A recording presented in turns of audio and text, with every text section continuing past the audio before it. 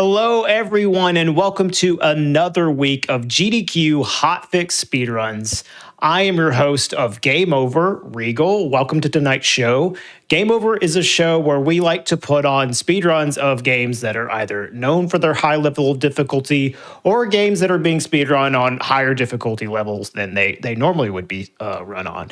And tonight is going to be a sad show in a way because tonight will be the final episode of Game Over. Unfortunately, I am going to be setting sail as the showrunner for Hotfix, so I'm sad to go, but it's been a great year of shows on Game Over, and I'm happy to have you here, and I'm happy if you've watched any of the shows before. It's been a great ride. But before we can say goodbye completely, we do have one more show to go through on Game Over.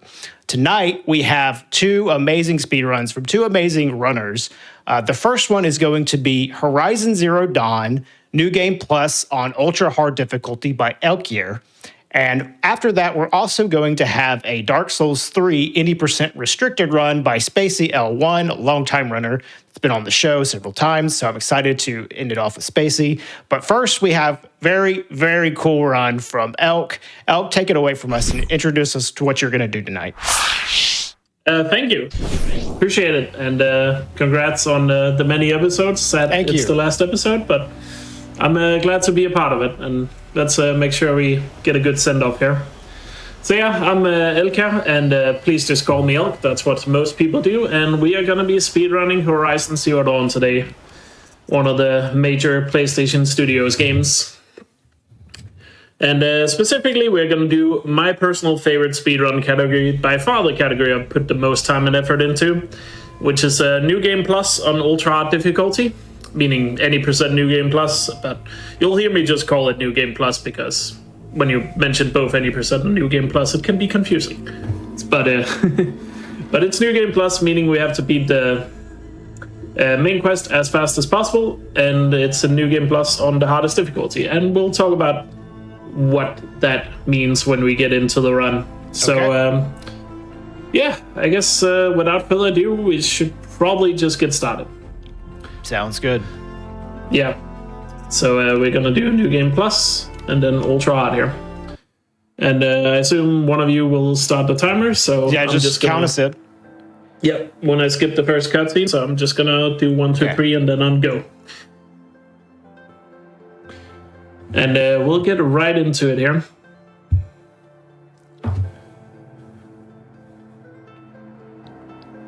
And the first thing you'll notice here is actually before the run starts. So if you played Horizon Zero Dawn, you probably remember you first normally play through the game as a child Aloy first, but in New Game Plus they skipped the childhood section automatically.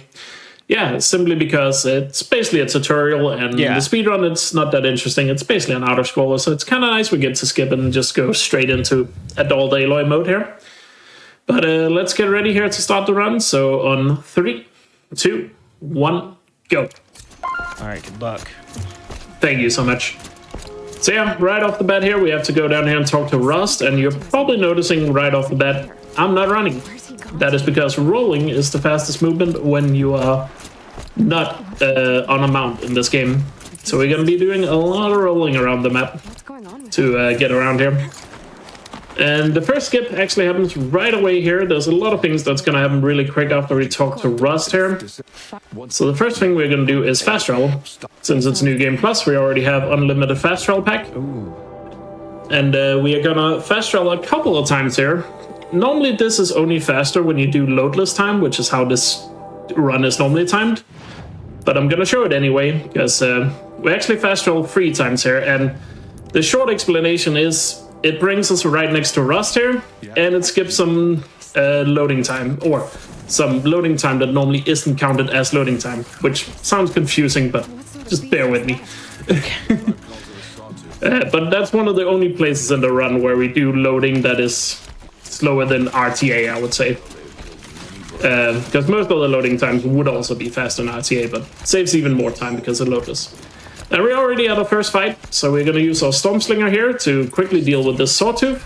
We're going to shoot it once to get his attention, and a little bit of bad luck here because he decided to run away from us, but he came back. Normally you don't like when he runs away like that, but it makes it a little harder, because normally I shoot him there to get him to run towards me, because you finish that fight by looting him when he's dead. But that didn't go to plan, so it's fine. Anyway, we now fast travel back to Mother's Heart here, because we just finished the Sawtooth quest. And then we can head into Mother's Heart here to start the proving section of the story. And if you're wondering, how am I able to do this fast? Because normally, isn't there a bunch of other things you have to do before you even fight the Sawtooth? And you'd be correct. Because normally, you have to get some fire arrows and a tripcaster before you're allowed to go to Rust and start the Sawtooth fight there. But once again, this is New Game Plus, so we already have a tripcaster and fire arrows when we started the run. So that will play a role throughout this run, having some things already in inventory. But right here, before we get into the proving, we just have some setup for some story, so just a bunch of dialogue to skip through. So, yeah, So it gives me a little time. How much time would you say that like the New Game Plus runs and all the features of New Game Plus save over like a normal new game run? Right, so New Game Plus Ultra Hard, the current record, and this is a loadless time by the way, so time without loading times, is a 1 hour and 38 minute run for New Game Plus Ultra Hard, and any percent Ultra Hard is sitting at 2 hours and 26 minutes. That's a lot of time, an hour. Yeah, it's a bit different. Fights are a bit slower on any percent. Any percent also has a lot more RNG to it, which is one of the reasons, or one of the main reasons why New Game Plus tends to be way more popular in Horizon games. Yeah, that makes sense. Is eliminating a lot of RNG due to like drops you get from enemies and such for your also, weapons. I imagine like doing the like tutorial section at the beginning is kind of annoying. So like getting it takes about faster. 7 minutes to get through. Yeah, like doing that every time sounds annoying. Yeah, and then also the fire arrows on Tripcaster, you do have to get that in any percent before the Sawtooth as well. Yeah. So that's another thing. Another reason why, which you're about to see in some of these fights, why New Game Plus is more popular in Horizon, is you have a lot more weapons to work with, because in any percent, since things are very expensive, it tends to not be worth it to go out of your way to get new weapons and stuff. So you have a very limited arsenal. But New Game Plus, you don't. So right off the bat here, we're gonna kill these Gracers, or at least just one of them, because we have to loot a trophy, because that's part of this proving trial here. And the cutscene we just skipped, we lost the trophy, so we have to get another one. And then there'll be another restart from save. You'll see these couple of restart from saves throughout the run. Most of them pretty much just put you a little bit closer to where you're going. And most of them do, like I said, do save time in RTA, but not all of them. But they save a lot of time when you do loadless runs as well. Anyway, we're about to do a bunch of skips back to back here, because the proving has a lot of them. And so first here, we try to skip some of the climbing, because in Horizon games, climbing is pretty much always slower when you can just use the environment to jump up instead of the intended climbing path. And then we got the big proving skip here, where we're quickly gonna jump out of bounds here on this tree, slide backwards down it, and that is to avoid some death planes that surround the map. And then we hit a checkpoint right here where we restart from save. That puts us a bit further ahead, where we are then immediately going to do the second part of the skip, where we're first going to drop down here. And basically all these skips does is, the proving path here is normally a very S-shaped zigzaggy path, but this basically makes it more of a straight line. And then to get to the fight that's at the end of the proving here, we're quickly going to go over the mountain here and hit the trigger for the fight, which is actually just on the side of this cliff, instead of having to go the intended path to get there. And then we're immediately into proving fight here, where we are in the first wave here, just gonna shoot them from left to right. And then while there's a little bit of downtime in between the waves here, I'm gonna set up some mines, which are gonna take out the first 3 guys there. And then we'll once again shoot from left to right. These guys have a bit more cover, so hopefully my aim is not too bad this late at night. And once again, a little bit of downtime in between the waves, so there's a guy that's gonna spawn there, and he's gone. Oh. Gonna go intentionally behind this rock here on the left, while I kill these guys. That gets this guy to jump down, because when he doesn't have line of sight, he jumps down. which is very important because this fight ends when you loot this guy after everyone is taken out. And that's the proving. So a little bit of a fast-paced start here to the run. And then we get a little bit of downtime here because after the proving, story-wise, basically the bad guys, even though you just wrecked them in the cutscene, we didn't do that. And we ended up injured inside the mountain here. So now we got a little bit of downtime. After that combat, it makes me wonder what is like the differences between this game playing on like the ultra hard difficulty versus like a more standard difficulty. Right. I would say the proving is probably doesn't have too much of a difference. Okay. Between story and ultra hard. So story is the easiest difficulty, which a lot of people also speedrun on. You'll see me use a weapon. Actually, the weapon I used against the Sawtooth, the Stormslinger. That weapon is, we jokingly sometimes call New Game Plus Story the easiest difficulty, call that Stormslinger %, because we use that weapon a lot more. One of the reasons why I don't like the category, because, I don't know, it's a little boring just using one weapon, personally. Although it's a simplified way, they don't just use one weapon, but it's used a lot. Whereas I feel like Ultra Hard has a bit more variety in weapons. And basically the Stormslinger has an ability where you have to shoot it a lot to charge it up. And once it's charged up, it does the most amount of damage. But if it overcharges, so you shoot a bit more, it does recoil damage to you. And on Ultra Hard, it does enough that it can actually, kill you. And even just do damage. But on Story, you have to try really hard to accidentally, die from it. So the Stormslinger has, no risk to use on Story, whereas on Ultra Hard, it has a lot. The other high matriarchs are waiting for us. Okay, so just waiting for TSA to catch up. Yep. So it's just generally... Probably the difference in difficulties is you take more damage or you have less HP or the enemies are tankier as well. So the way difficulty works in Horizon Zero Dawn is actually different in Forbidden West. But in Zero Dawn, by the way, let me explain it after this fight we got coming up. There's actually a cool fight here I quickly want to explain. Yeah. So we have this fight here where there's going to be a bunch of machines that is going to break into this area after we talk to this guy. But there's a little bit of downtime before that happens, like a build-up of tension and all that. And in this fight, you only actually have to take out what is known as the Corruptor, which is the scorpion-like machine in the back here. And it's normally invisible until it gets into the arena, except for right there, there's a brief couple of frames where you can shoot and kill it. Which means you don't have to wait for it to jump into the arena. You still have to loot it, but thankfully, if you restart from save, the corpse spawns inside the arena. So that's how we do that fight real quick. And if you're wondering how did I know when to shoot right there, because it's very precise if you try doing it yourself, there's a subtitle that appears on screen, so you know when to shoot. Oh, cool. That's convenient. Yeah, so if you're wondering why do you have subtitles on, because a lot of people ask that when I speedrun. There's a couple of things you can time with subtitles. Yeah, that makes sense. Because they always appear at the same time. So now we're outside the Embrace. The Embrace is the starting area in case you haven't played the game. So now we have completed to have access to the open world. And this is where the main story kind of splits into, 3 paths. Technically, the second or the third path doesn't appear until a little bit later. But to simplify it, the main story splits into 3 paths, and all 3 paths has to be completed in order to unlock the final quest of the game. But I'll talk more about the main quest as we get to them. But let me quickly explain the other thing I was talking about. Oh yeah, the difficulty in Zero Dawn. So for Ultra Hard,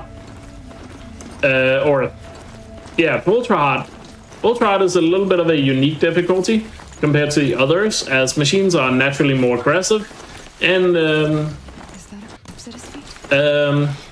I'm blanking here.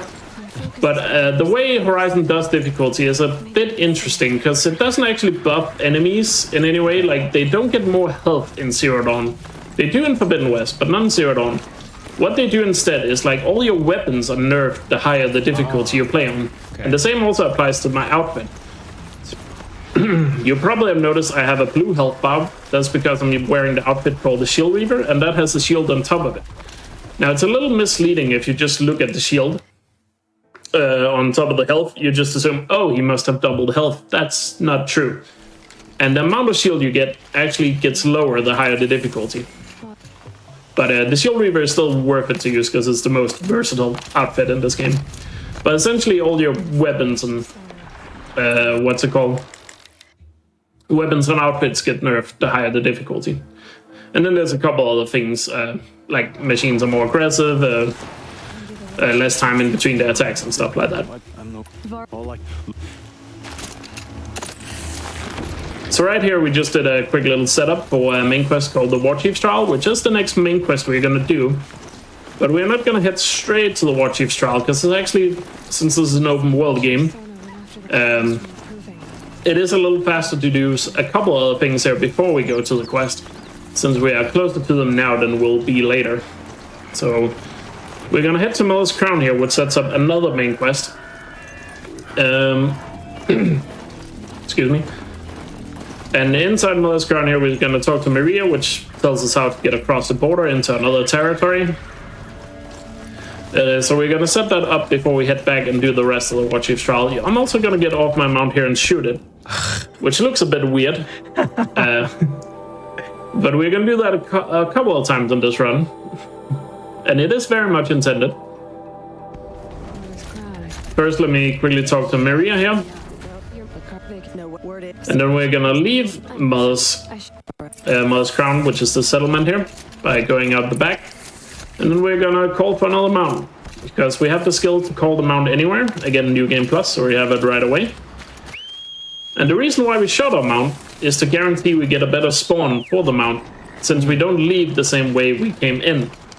Because if you just leave your mount without shooting it, it's gonna be in the same spot. Even if you get far enough away that the mount teleports, it tries to spawn in such a way that it simulates that it's coming from where you left it. But shooting it makes it aggro, and therefore you get a fresh spawn. So right there, it looked like I just kind of rode a couple of meters into nothing and then fast travel. I actually rode just far enough to unlock a campfire that we're going to use after the War Chief's Trial. And I unlocked it there because, once again, it happened to be closer to where I currently was than it will be later. And there's a couple of times where it looks like I'm not taking the fastest route to the next objective, but I'm probably just going out of my way to unlock a campfire, which is 99% of the times I do that. I see. Something you see a bit more if you watch the 100% run of this game is campfires and abusing mounts to get better spawns and stuff. The War Chiefs. But here is the War Chief quest we set up earlier, where we are trying to figure out where the War Chief is for the Nora tribe. So we're just following her path here, and then there's going to be a big fight here at the end with a bunch of human enemies, the same as we fought in the Proving, and a couple of machines, but it's only smaller machines, so no big deal here. Gonna leave my mount here because the rest of this terrain the mount can't really cross that well. And you're gonna see another campfire abuse coming up here. Well, I say another, it's technically the first one in the run, but a similar way we can use campfires to our advantage, the ones we fast travel to. Because campfires in this game activate when you're within 50 meters of them. So there's a couple of spots in the run where it's faster to quickly activate the campfire and then roll backwards so you're not too close, and then fast travel to it. Which gets us close enough to the fight here where the enemies spawn, which means we can use the Stormslinger, which is really loud, to alert the enemies and then restart from save, which makes the game think, oh, you must be in the fight since you alerted the enemies, and teleport us way ahead here. Oh, that's cool. So we're gonna lob that bomb over there to take out that machine, and here you see the full effect of the Stormslinger here, where I try to keep it fully charged and also try to not die by accident by overcharging. So I'm gonna play it a little safe here. So you can see some of these shots here. When it's fully charged, does a lot of damage, but I also take damage the more I do of them. And then restart from save just places me down here with Sona right next to me, so we can immediately finish the quest here with this dialogue. After we scan this, which gives us the clue to where we're going next. And while the dialogue plays, I'm quickly gonna craft some ammo. And the last thing we're gonna do here before we leave, since we have time while we wait for the dialogue to finish, we're gonna set up a mount here. So we can get on the mount right away after talking to Sona and Val here. Because in this game, if you fast travel, this is another difference between Zero Dawn and Forbidden West. But in this game, if you fast travel while you're on a mount to a place where you can also have a mount, you have the mount after the fast travel. So it just eliminates the RNG of where's the mount gonna spawn if you were to just fast travel and call for one. Because you'll see here after the loading screen, there he is, and I'm already on top of him. This will play a little bit of a bigger role later with a interesting skip we'll see, so keep in mind the fact that you can fast travel with them. And although it might not look like it, we are actually already doing our next skip, because the next thing we're going to do now that we completed War Chief's trial is the second quest in this quest line of helping the Nora, which is the Revenge of the Nora quest. And normally you have to go to a campfire that's over on these mountains here on the left to start the quest. But when you have completed the War Chief's trial, a lot of the objectives have already spawned in. So we are just going to ride straight to those objectives. And for some weird reason, the game is still going to progress the quest even though we technically on paper haven't started it yet. It does cause the quest to not have any checkpoints, so it would be kind of bad if we die, but it is a low risk quest, so we should be fine. And quickly, as we ride down this path, I'm quickly going to go off-road. That just activates a campfire for later. And then we're going to have some camps here to deal with. So first we're going to snipe this guy. Gonna hit this guy with a bomb. Then that alerts the others. Hit that barrel that takes out the two in the back. Lob the bomb over there. Hit the wall there to take out that guy. Apparently I missed the watcher, so quickly gonna shoot him. That could have been a lot more smooth if I had not missed the watcher, but first camp done. So also, since there's no quest objectives, because again the quest is technically not started, we still have to clear out these 3 camps, and we can't see if we have cleared them out, but I've played the game enough so I just know how many enemies there are and how many I need to kill. So that's how I know I've cleared the camp. And here's the second camp, which we are going to do stealthy. And if you ask me what stealth is, it's basically if you don't get spotted, it counts as stealth. That's a good definition. I would agree. Yep. So it's not going to look like it, that this is stealthy, but trust me, it is. Gonna whistle for a mount here, because that's just going to time it perfectly here. So by the time we kill this last guy, the mount is right next to us. Nice. So it just works out smoothly like that, if the mount cooperates. There's a lot of times where the mount doesn't cooperate. If you never played a Horizon game, mounts have a mind of their own. Let's put it that way sometimes. And here's the final camp already, so quickly gonna take out this guy. We're gonna be a little bit more loud on this camp, because we're actually intentionally gonna get spotted by the guy here on top, because that's gonna make the guys down in the trenches run, which doesn't matter a lot for these 2 guys, but it gets this guy out of the trench, so we don't have to get close to just lob a bomb at him, and GG. Nice. That deals with the 3 camps. And this is where the skip I talked about just before comes into play, because even though we haven't started the quest, and we have cleared all those camps, which the camps are also there before War Chief, but for some reason when you have completed War Chief, it still spawns Val and Sona here, even though we haven't talked to them back on the cliffs.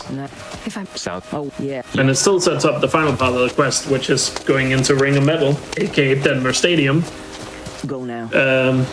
to do the big Ring of Metal fight, which is the end of the quest.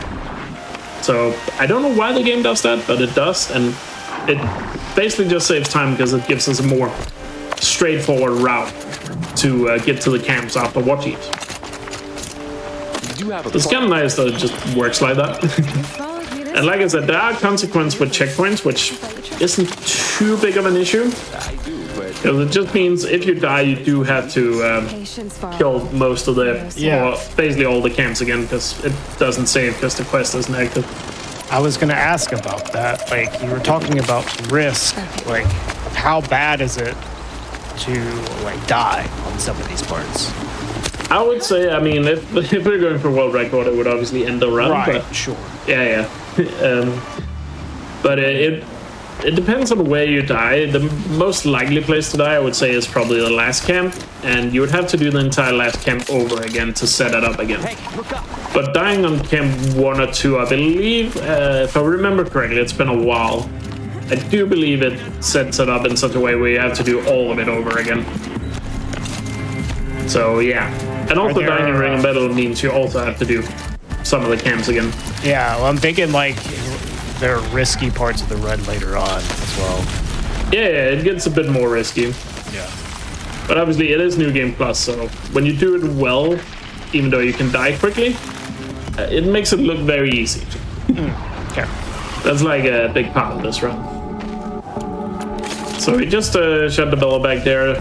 The reason why we take out the bellow back before technically starting the rest of the fight by shooting the barrels is it just gets these guys to line up a lot better here in the line, even though these guys didn't line up nearly as well as I'd hoped they would.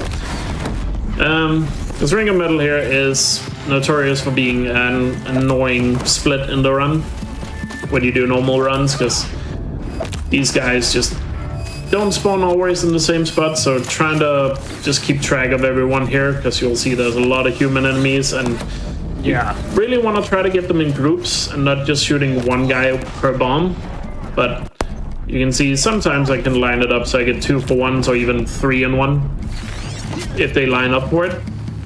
But the spawns gotta cooperate, and some spawns are better than others, and I would say this is an example of not the greatest one. Although we did get a nice 3 for 1 there. This seems like it could be a RNG like nightmare on a regular. It probably is the 80% biggest runs. RNG spot, yeah. Like if you're in the not run. doing New Game Plus, it seems like this could be a really bad section. Yeah. So that was actually the end of the quest, but you notice the quest completed thing didn't pop up. Because we still have to go back here where you normally start the quest, do this campfire, go through the starting quest cutscenes, and that completes the quest. Because technically you still have to do the first section there. You still have to start the quest to finish the quest, but the game is just like, well, you started the quest, but you already completed all the objectives, so quest completed. Good job. Yes. And now we're gonna head back to Mel's Crown, the village we were at before, to progress the other story we set up when we talked to Maria.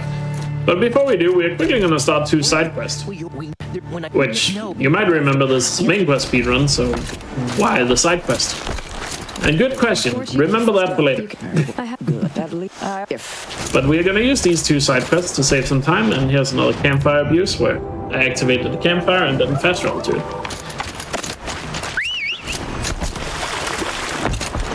So remember that we have started 2 side quests. Make a note of that. I'll It'll be keep it in important mind. later. All right, Yeah. we started 2 side quests, everyone. It'll be important at the end of the run, but doesn't really matter a whole lot now.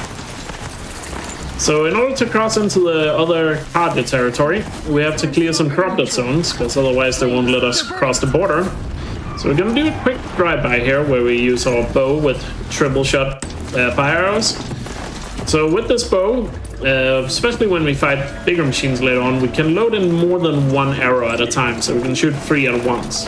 And that's basically what we did there. So 3 fire arrows just allows us to just set them on fire and they burn out, because since they're corrupted, they're very weak to fire. So that deals with those scrappers real quick. And then the next corrupted zone, since there's 2, we're going to use the Storm Slinger, because their fire isn't quite as effective, and there's a few more machines up here. And hopefully we can take advantage of some of the AoE attack the Storm Slinger also has, where it can hit multiple at once if they're close enough together. But we gotta be a little bit more careful with it here, because when you're riding it with a mount can also take damage from the recoil. So you don't want to overshoot on the mount, because then you lose the mount. Here they come. Corrupted watchers. So I usually leave 2 alive and ride past them. And then while we ride towards where we're going, we're just going to turn around and finish them off. Because I don't want to accidentally overshoot there, because then your mount will also become aggro, like when we shot him earlier. So you have to kind of balance it here when you use the Stormslinger. And there's a checkpoint for a bandit camp that's just on top of these cliffs. And we just hit that checkpoint and restarting from save. puts us technically at the beginning of where this bandit camp is, which just so happens to be closer to the next objective, where we're going to do our last fight here to get across the border. This turns out right here at the border Day Tower Castle, there's a bunch of corrupted machines, so taking them out gives us access to the rest of the map. So again here, trying not to overshoot, so I can ride all the way down to the cutscene here at the gate, and then I'll shoot my mount, because still gotta call for a new one. Since this is a settlement, I can't have a mount inside, but we can do a little trick here where we get down, look down towards the left there, and then whistle for mount to get him to spawn up here. You'll notice I look down to the left there. That is just, the mount will always try to spawn off camera, so you can also control where he spawns by looking and looking away from where you want him to spawn, essentially. And now we just have a long ride to Meridian, where, yeah, it's just gonna be a long ride. So if you wanna, yeah, I can get some say something, yeah. Let me see. All right. So if you're looking to get more involved with the GDQ community, you can join the official Games Done Quick Discord and add the hotfix role to stay in the loop on upcoming events, chat with staff, and more. Use !Discord in Twitch chat for an invite and more info. Also, you can catch up on past hotfix shows, special events, and GDQ marathons over on youtube.com/GamesDoneQuick. If you're watching this on YouTube, don't forget to like the video, subscribe, and turn on notifications to stay up to date with GDQ. So, where are we riding to now, El? So we are heading to Meridian, which is the capital of the Kaga. Yes, you said that. Yeah. So in terms of main story, we just completed the Ring of Metal and the Revenge of the Nora, which is basically one of the... So like I said, the main quest is split into 3. And once all 3 paths are completed, you get the final quest. So the Nora stuff we just did was basically the Nora section of the main story, where we get revenge on the guys that attacked us in the Proving at the beginning. And now the 2 other storylines is currently we're going to Meridian to meet up with Olin, the guy we met before the Proving, that apparently worked with the Killers, or we think he worked with the Killers, because that's how they knew we were there, and the Killers were actually there to kill us, even though we seem very insignificant.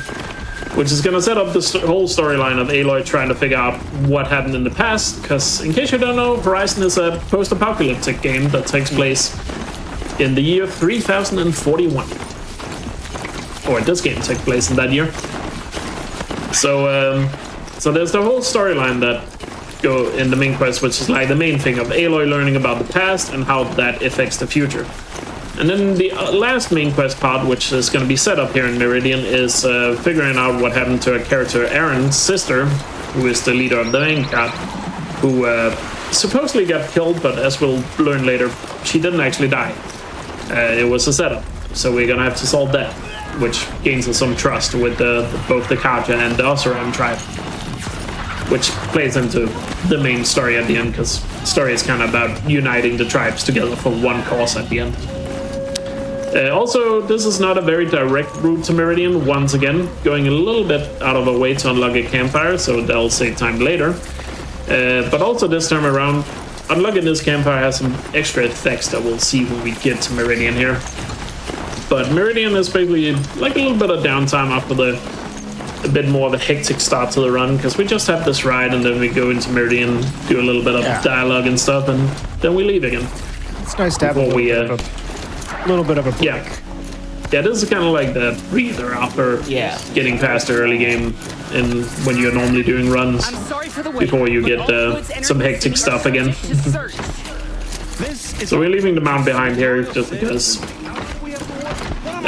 like I said, mounts can't enter settlements, or technically there are ways they can, but not beneficial to the speedrun.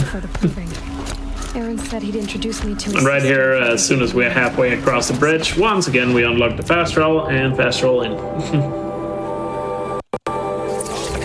This is where in the story we meet Aaron again, another character we also met in the Proving, that tells us about his sister, and also he tells us where we can find this Olin guy. No, I don't.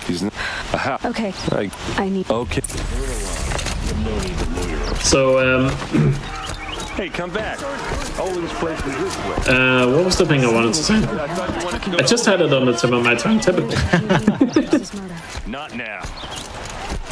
Always gets mixed up. Here we are. But yeah, inside the apartment here, I'm just gonna do a quick investigation. There's a lot of these investigations you do throughout the game.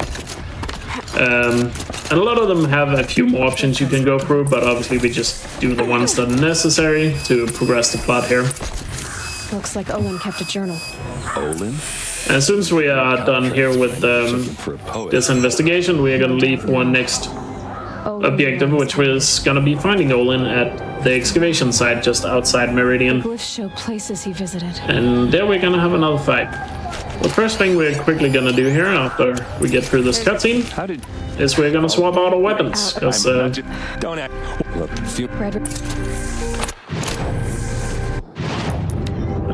there.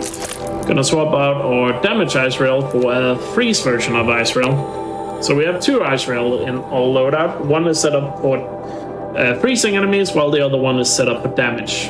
We used the damage one on that one shot on the corruptor at the very beginning, but we need to freeze on the next fight, so that's why we're swapping here.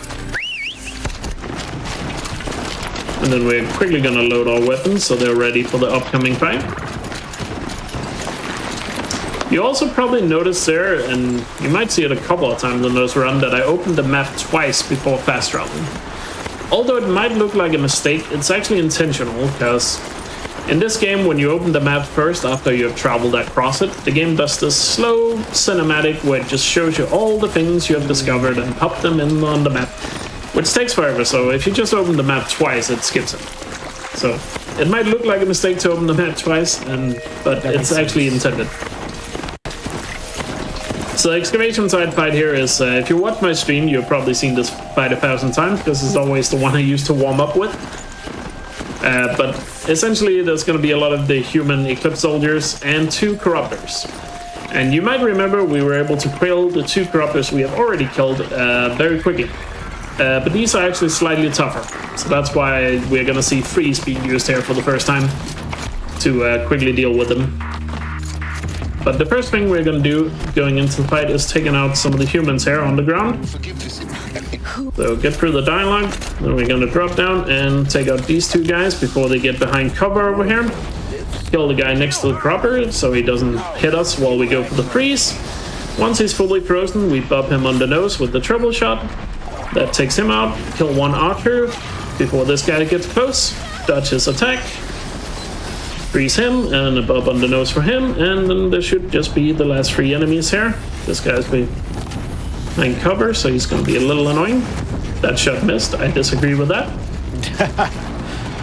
But there we go. Killed them all. Called them out. So he's right next to us after the dialogue. I'm the I'm not. What are Yeah, sometimes you miss some arrows where it's just like, we sure that missed. Can we get a VAR check on that? But yeah, whenever you have to shoot precise, sometimes you just don't agree with games, and that's how it goes. There are some games that's like, there's no way that missed. There's no way. Yeah. Like, I had that experience with Metal Gear Solid Delta, the new one, because like the tranquilizer gun has this like crazy drop on it, and man, I would just miss my bullets all the time. Some games are just like that. Yeah. So we're already immediately going into our next fight, which is the first quest in the finding Aaron's sister storyline here, where we're gonna have these two lanthorns on the Watcher here. Gonna use the Stormslinger to kill them here. Again, try not to overshoot it. I'm glad that's over with. And then finish the fight as close to Aaron here as possible. Come on. So we can talk to him. But yeah, the thing is with missing shots, like this game, I gotta praise it for its hit detection. Because every time I swear I missed a shot, then I look at the replay on stream and it's always like, it did actually miss. Yeah, okay, all right, it's fair. It just looks like it, but it might not be, like, you know, maybe it's just tough and the game actually isn't unfair. No. 1 out of 10 shots, it's like, okay, it's like on the border of the pixels. Like, that should have counted, you know? But then the game is just like, and then you just have to be like, okay, fair. But it's just in the moment, because a lot of these shots, as you have obviously seen by now, like, they go by really quickly. So I mean, you're doing this on controller as well. So like, Yeah, this is PS5. I'm playing the controller. And also, fun fact, Ultra has no aim assist. Ah, okay, So, interesting. so that makes it more fun. And also, it's gonna look like I get knocked off my mount here by hitting this tree. It's actually just the game has a weird thing in this main quest where since you're following Errand here, the game doesn't like when you get too far away from him while he's talking, so that's why you get knocked off there. But here's another fight where we're quickly gonna see if that guy goes down the zip line, and then we'll deal with these guys. Archers up here. Try to hit this guy.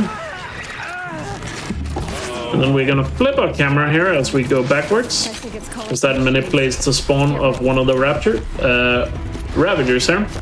Not this one. This is the first we're gonna kill. This is another freeze and bub on the nose. Because these machines are just hard to kill them. It's the second Ravager here we actually manipulated, because he can spawn in 2 spots. And if you look at the second spot he can spawn in, he doesn't spawn there. Even though it's technically behind the building, the game still thinks you're looking at it. And again, the game loves to try to hide spawns off camera.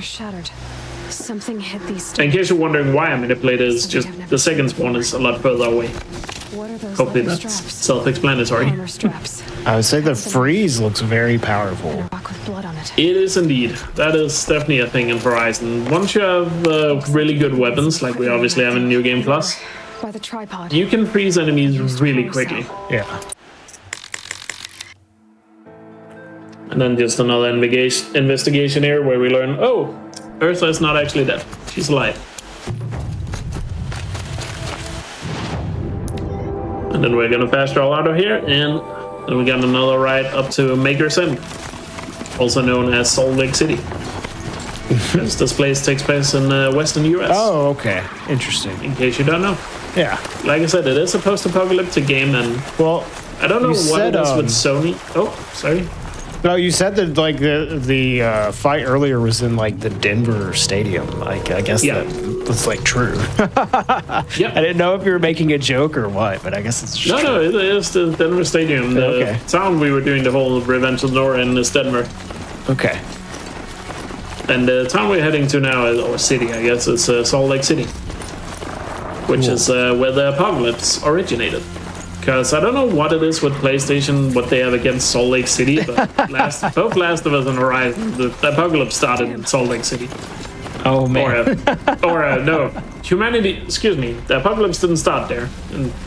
But humanity got doomed in Salt Lake City in both games. So I don't know what, PlayStation has something against Salt Lake City for some reason. Clearly.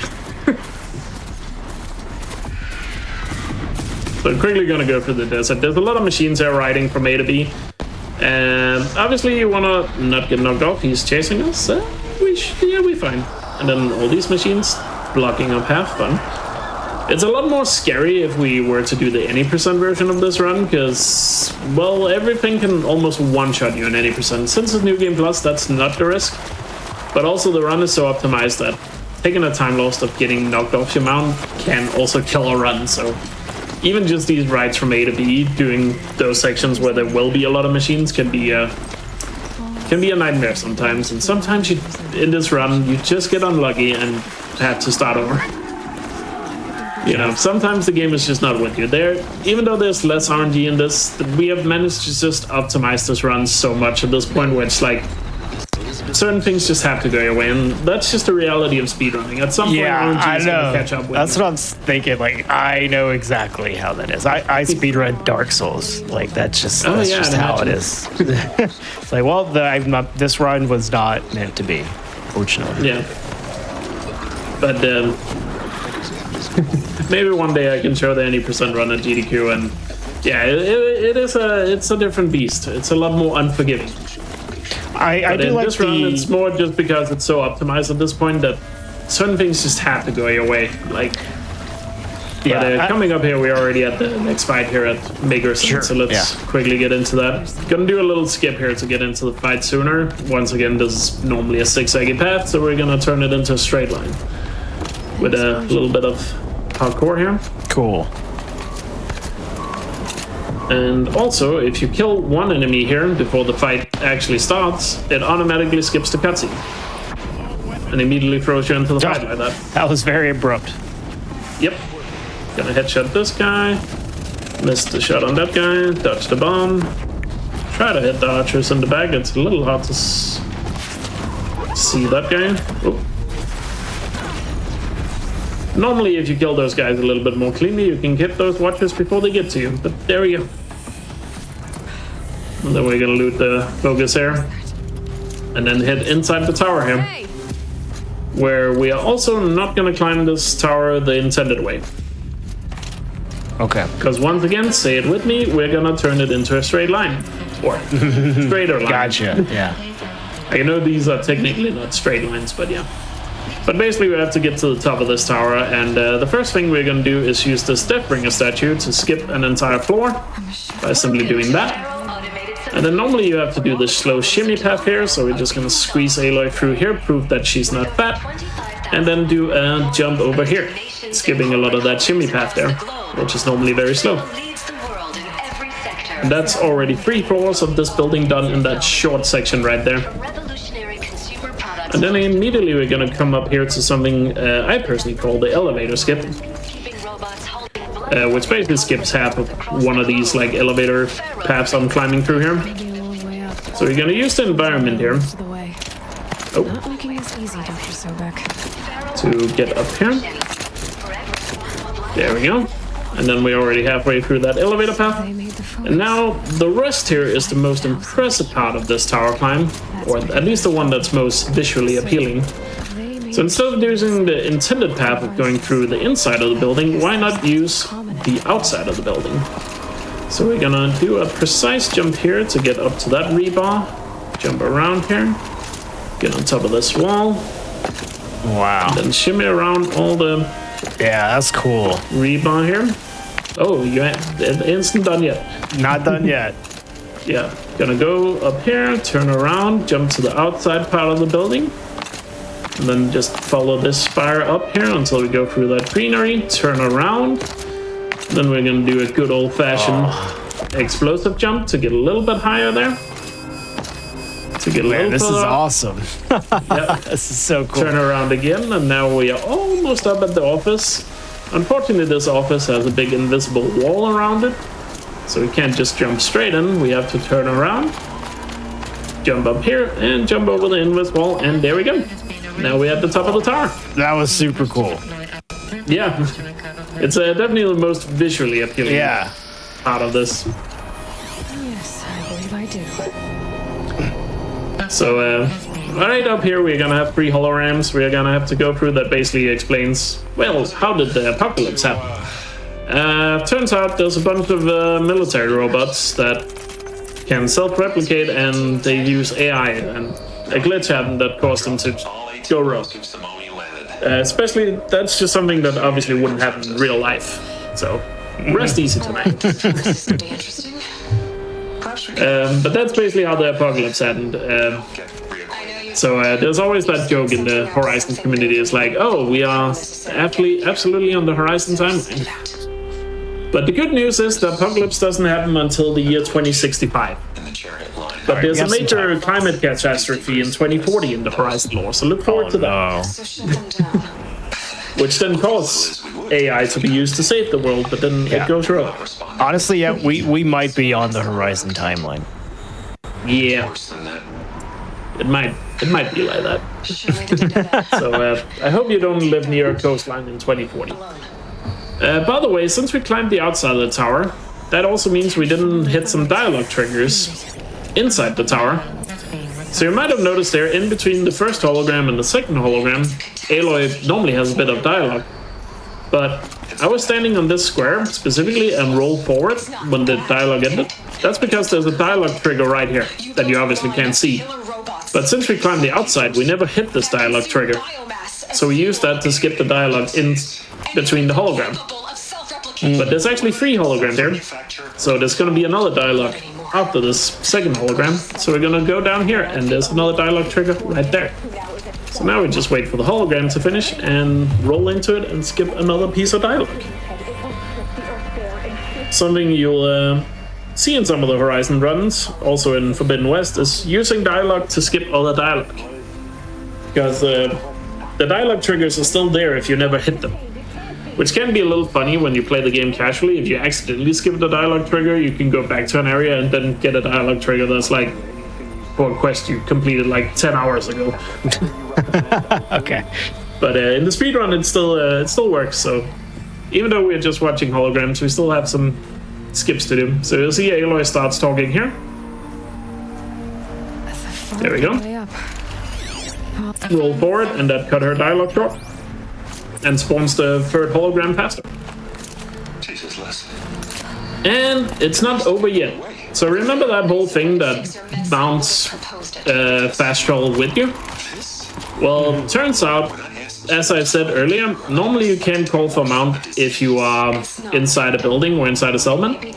Well, this balcony, in terms of the programming of the game, counts as you being outside. So here's a mount. Nice. So that means we now have a mount we can use to fast travel with after this last hologram is done. Because next up, where we're gonna head after we are done listening to everyone's favorite character, Ted Farrow and Sobek. Sobek looks a lot like Aloy, by the way. Are you crazy? I wonder why. Your choice is what I tell them. Sign, and I'll tell them the Could be part of the story. Earth has guaranteed the funds necessary to build. But once we're done listening to them, we're gonna have a little bit of dialogue here with the iconic Silence character that we're gonna see for the first time. Rest in peace, Lance Reddick, by the way, the brilliant actor behind him. Yeah. You don't have to threaten me. And yeah, basically we learned here the apocalypse started because Ted Farrow's robots he made here at this company, they went rogue and they can self-replicate, and also they use biomass as fuel. So yeah, the Earth only had 15 months left to live. So yeah, that's not good. But we'll figure out what happened next when we go to the next area, which is the Grave Horde. But first, dialogue. So quickly gonna skip through it here. You just mash through the dialogue in this game and pick the fastest options, obviously. Like many other games. Then we're gonna get on the mount here and fast travel over to the campfire we were at when we finished ring of metal earlier. And then we got a little bit of a ride up to Grave Horde, so if you wanna fit something in here, Yeah, this would be a good time. Yeah. Okay, so if you are curious about what's coming up on Hotfix, or if you're interested in running on GDQ, check out this week's schedule, and you can also submit your runs to be showcased at gdq.gg/hotfix. Also, Awesome Games Done Quick 2026 will be live in Pittsburgh, Pennsylvania from January 4th to January the 10th. Registration is open, so be sure to register if you want to experience the event in person.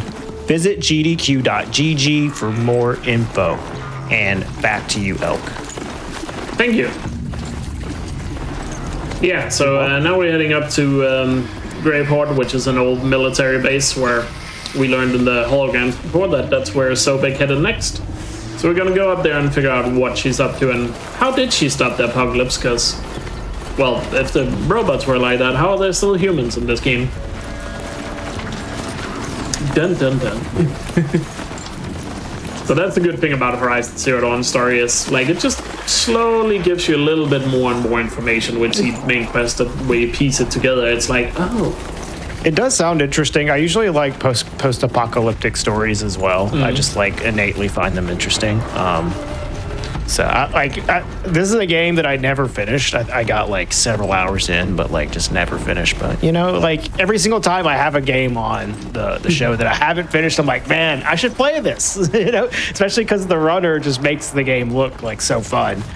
Usually with their like better gameplay than what I'm capable of. It's like, man, this game looks so cool. Yeah, we all have our massive backlogs that we always think about going through. So. Exactly. Yeah. Like, there's so many games. Like, everybody's talking about Expedition 33 these days, and I'm still like a massive outsider. You haven't played it yet? I still haven't played it. It's really good. It's not too long either. It is a little bit long, but compared to like... to play it and buy it. It's and all that, it's not like a Persona game in Link. You know what I mean? It's yeah. unless you do all the stuff in it, then it can be brutal. Yeah, I mean, I know Persona. I think at one point Persona 5 had the longest any percent that I'm aware of. So I know it's a long Expedition game. 33 is not like that. No. The speedruns of it are cool too. Yeah. Yeah, a lot of Horizon runners have started running 33 as well. So that's kind of like a crossover between the games, which is cool. Cool. So yeah, now we arrive here at the Graveyard, where the first part of here there will be enemies, but even though the game kind of alludes to you having to kill them, you don't actually have to. First, we're quickly gonna do a puzzle here to open this door, which the answers to the puzzles are always the same. So when you speedrun, you just have these memorized, or if you're a new runner, you usually just have it written down so you can do them real quick. And speaking of learning to run, if you are interested, we do have some tutorials for the game in the community. We actually have a tutorial series we did on our own Twitch channel called Learning the Horizon, where we now have a tutorial for New Game Plus Story in Zero Dawn, and we have for New Game Plus Story and New Game Plus Ultra Hard and Forbidden West, as well as the 100% of the DLC in Forbidden West as well. So it's never been easier to learn Horizon speedrun if you are interested. And the community is super friendly, super open. So always looking for new runners if you're interested in learning a new game or have fun with it. And there's many categories, so even meme categories if you are into that stuff. Well, it looks like there's some cool tech. Yeah, speaking of, got a lot of things coming up right here in the Graveyard fight here. So the first thing is we're quickly gonna start this hologram where we apparently learned the Earth is not flat. Fun fact. Oh. And this hologram can actually be skipped by picking up this power cell in here, which cuts the dialogue short and opens the door into this fight. And then magic is about to happen. Let's put it that way, because before the door opens, we're gonna shoot the floor on the other side, fall down really far without taking any damage.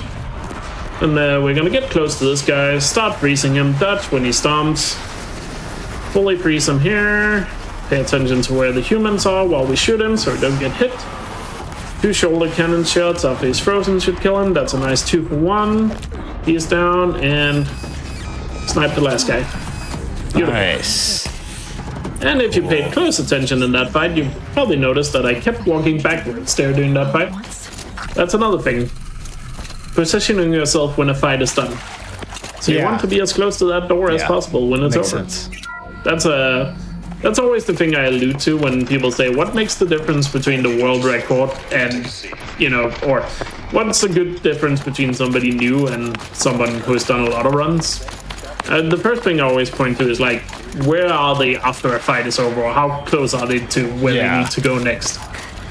That's a really underrated thing when you first start speedrunning. That you really notice once you pay attention to it as a runner.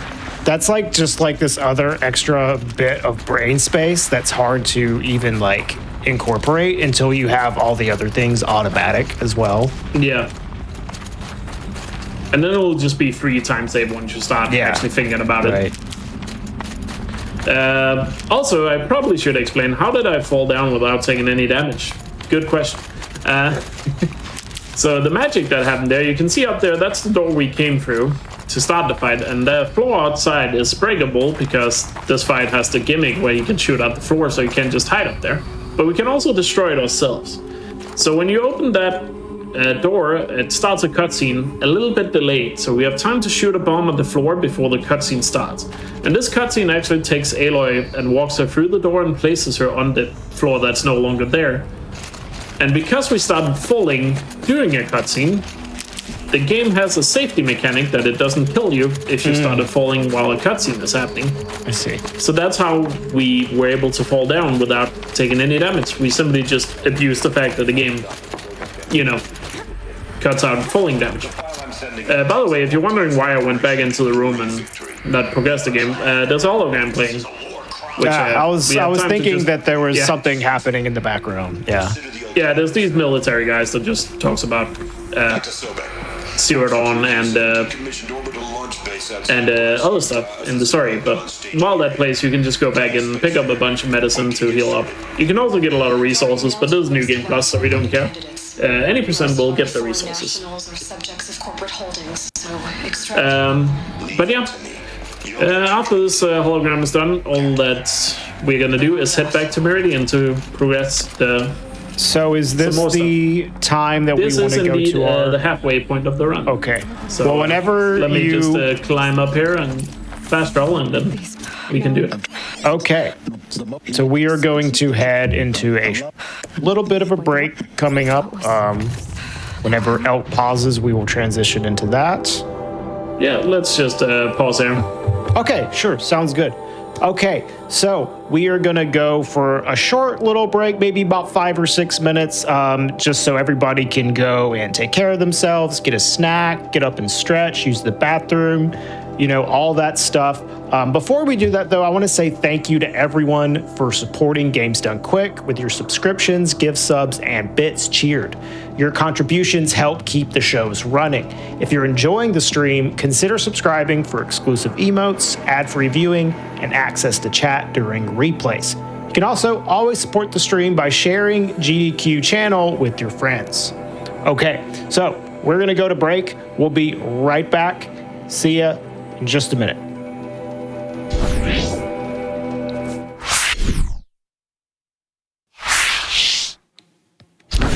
Hello, everyone. Welcome back.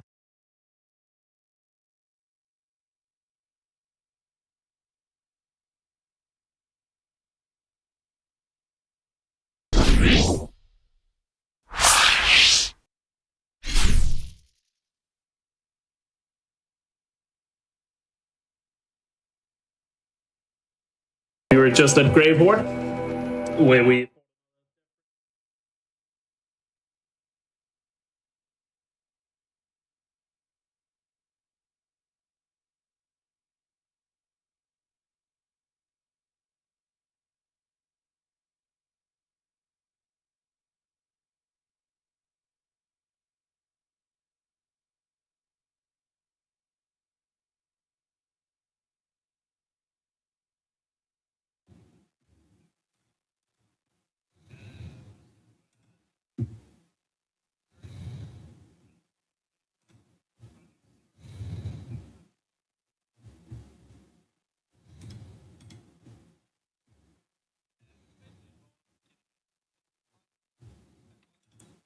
The stream's down.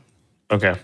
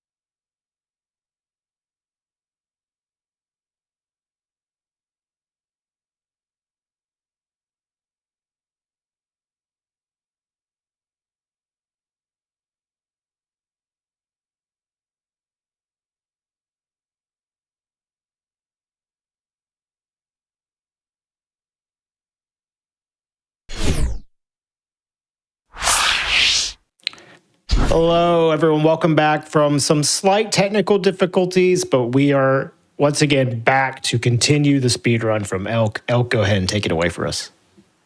Thank you. So yeah, I quickly walked a bit through Meridian while the technical difficulties were happening. But don't worry, you didn't really miss anything, because, yeah, we just basically got to this point, so let's continue. We are back here in Meridian just to set up part of the main quest for finding out what happened to Aaron's sister. Now that we know she's alive, we have to go here to meet the Sun King of the Cargo. And that basically sets up the next main quest for finding her. We are not doing that main quest next. This just happens to be on the way to the other main quest we're doing, so that's why we're here. But yeah, technical difficulties happen. My we're back from the break. Very first show, we had like a 20-minute like disconnect. Yeah, so like Yeah. it happens. It's unfortunate, but yeah, things could only just work sometimes. But yeah, we're just waiting here for Marat to get here, and then we're gonna leave. So that sets up part of the main quest we're gonna do later, but we got a good amount of stuff we're gonna do beforehand, though. So we got a little bit of a ride here to get to our next main quest. So while we're doing that, I can quickly catch you back up. So right before we went on break, we were at the Grey Port, where basically we learned that what they're gonna do to try to prevent the apocalypse is something called Project Zero Dawn. But since they don't have a lot of time because of the war robots going rogue, they need to buy themselves some time. So what the military is doing is something called Project Enduring Victory, or which basically involves getting a bunch of people to sign up to the military and fight the robots in order to buy as much time as possible. But it turns out most people that sign up for that will actually die, because as we will learn, it's impossible to win that fight. But they still have to buy time for Project Zero Dawn to work. But we'll learn more about that later. We also learned that where the Project Zero Dawn is located, it's located in something called Bryce, Utah. But we can't go there yet, because that turns out that's like the main hub of the enemies we're fighting, called the Eclipse. So what we're gonna do first is head down to another Eclipse base and take out their communications network, so they can't communicate with each other, so it becomes easier to sneak in to Project Zero Dawn. So that's where we're headed now, in our pursuit of learning what happened in the past. So we can figure out what this whole Project Zero Dawn thing is, and why are we still alive if the apocalypse happened. So we'll see how that goes. And the quest we're going to is actually one of those quests where we don't have to fight anything, but we got a couple of skips. There'll still be plenty of enemies, but they are actually... Technically, they're all optional because we can do a skip. But it is a quest that's normally like intended that you probably should stealth your way through it, but the game is just kind of like, I mean, if you survive, you can just keep going.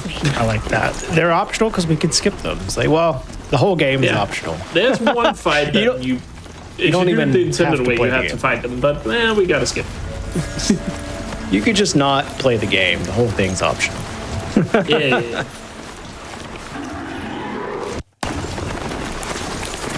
So right here, we're gonna quickly get off a mount here before we hit a checkpoint and restart from save, because when you restart from save, if you weren't on a mount, you're not gonna be on a mount. So it just times it that way that once we load in here, we won't be on a mount. So neat.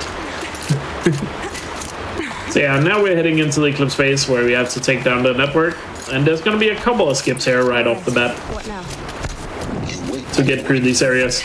So these first two areas are the ones you're normally supposed to stealth through, but if you're quick, you can just go around these enemies, and hopefully they won't be too annoying.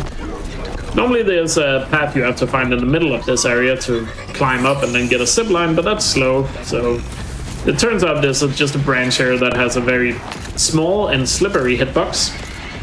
But if you stand in just the right spot, you can jump up like this and skip that area. And this area is also mainly intended that you should do it stealthy, but this time we don't need a skip. You can just go to the end. These enemies are a little slow to react when you just go straight down the middle. And the next fight here is the one that you normally can skip, if you do it the intended way. But since everything in this game thankfully has a hitbox, this giant gate that normally prevents us from going over, turns out we can just jump up it like this, and now we're on the other side. Sweet. That's awesome. Yeah, this is one of the best things and one of the reasons why I love Zero Dawn so much. Like the sandbox of the fact that if you see something, you can probably climb it. Because everything has a hitbox, and it's not one of those games like God of War where it's like, this path is blocked away, there's a branch in front of us. Yeah. I know I just threw a mountain over a hill to hit a target, but this branch is preventing us from going through. Luckily, it's not like that as well. I still like God of War, by the way, but the freedom in Horizon games is just wonderful when it comes to that stuff. I don't think God of War is the best speedrun game out there, but it is a great game. Yeah, you think? So let's quickly see here. Right now we are doing an escape. This is also, I'd like to sometimes call this, this is where the game goes Uncharted mode and has this big set piece escape. Once again, another skip here to once again make the path a bit more linear by jumping across here. Fun fact, this also makes one less machine spawn here. Normally there's something that shoots you here, but it doesn't spawn when you skip over there. And then we're just gonna run to the end where there was a zip line we were supposed to discover earlier, but we didn't discover it because we already know where it is, and we just did a skip to skip all these enemies, so yeah. Then we're gonna wait for the quest complete to appear there and fast travel to next objective. And the reason why I waited for the quest to complete text to appear is because if you fast travel before that, it soft locks the game, which we sometimes like to call the rookie mistake of the speedrun, because everyone always comes into the Discord when they do their first run and be like, why did my game soft lock here? You fast travel too early. And it's the one spot in the game where that matters. Keep that in mind. Yeah. There's also another spot where it's like if you go a little too fast, you also soft lock the game back at Maker's End. So there's like two rookie mistakes where runners always come into the Discord where it's like, why did I soft lock? Oh, you did this thing that nobody would ever notice if you just watched a run. Yeah. So if you're a new runner, you just don't know until you make the mistake. This is one of those things. Little campfire abuse there, and now we're gonna head into Sunfall Castle here, which is Bryce, Utah, where Project Zero Dawn is located.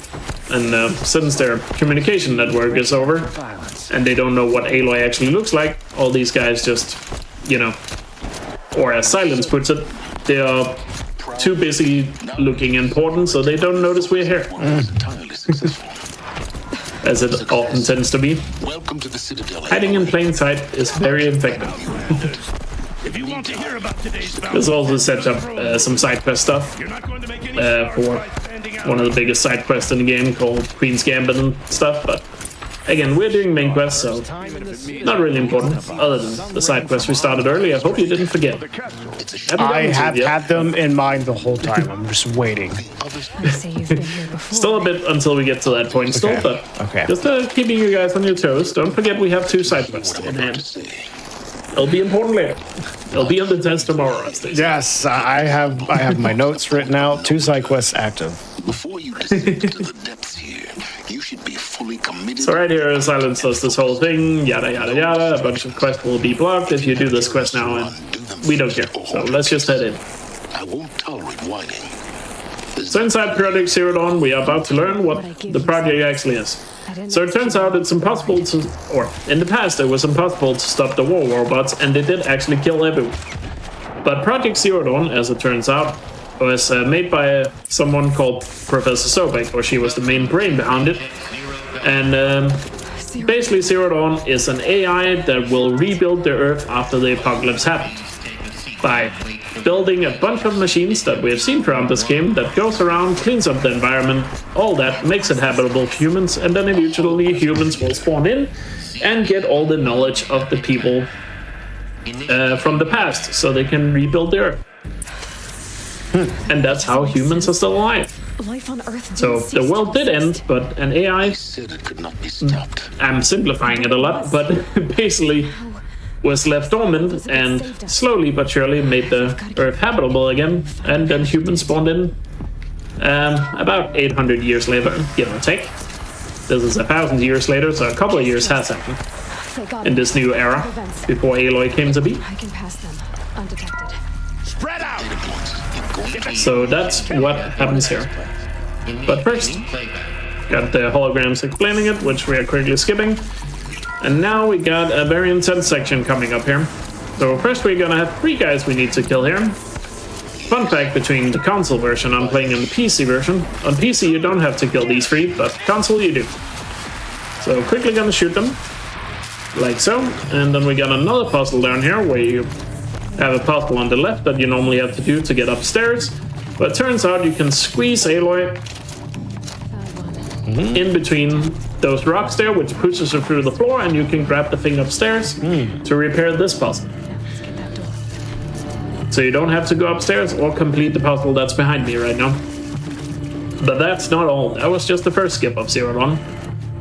Because right after this, quickly gonna restart from save, then we're gonna do what is the pillar jump, which sets up what is usually called the Zero Dawn skip.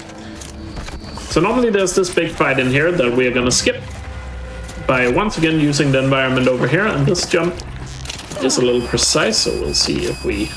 Oh, nope, not first try. That arrow hit me at the worst time there. So we're up here, and then we're gonna jump up to the catwalk and skip that fight entirely. And then we go into the next room here, that normally is very long and you have to go around it, but turns out the exit is just right below, so we can climb up and drop right down to the exit. Skipping that room. Now, pay attention to the top left corner of my gameplay here, or the screen, where it still says the quest is called Deep Secrets of the Earth, and below it is the quest objective that says Kill the Eclipse. Because that's the objective for the fight that we just skipped. And pay very close attention, because the objective is not updating despite us being a lot further ahead in this level. And also, it's still gonna be there after we get out of this area. Because, for lack of a better word, the game is a little confused now. Okay. So, for some reason, skipping that fight doesn't prevent us from making progress. But in terms of how far the game... But in terms of, like, the quest objectives, the game still thinks we're in that fight right now. But the rest is still progressing like normal. Like it's like in 2 states, if you will. So we just got captured here at the end of Zero Dawn and thrown in this arena where they have taken all the weapons, so we have to knock down these pillars using this machine to get our weapons back from that platform up there. Just quickly explaining that.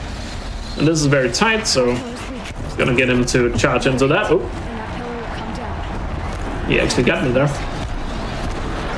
So quickly gonna run a little bit far away to hopefully get him to charge towards us and stump this pillar. Beautiful. So that takes down both pillars. And pay attention now, you're gonna see 2 platforms. One is falling down, the other one is staying put. Because again, the game is kind of in 2 states right now. On one hand, it's progressing the story, and on the other hand, it still thinks we're in the fight inside Zero Dawn. And we're gonna use that in a moment. First we have to kill this behemoth here to finish this section, so we can get out of the arena.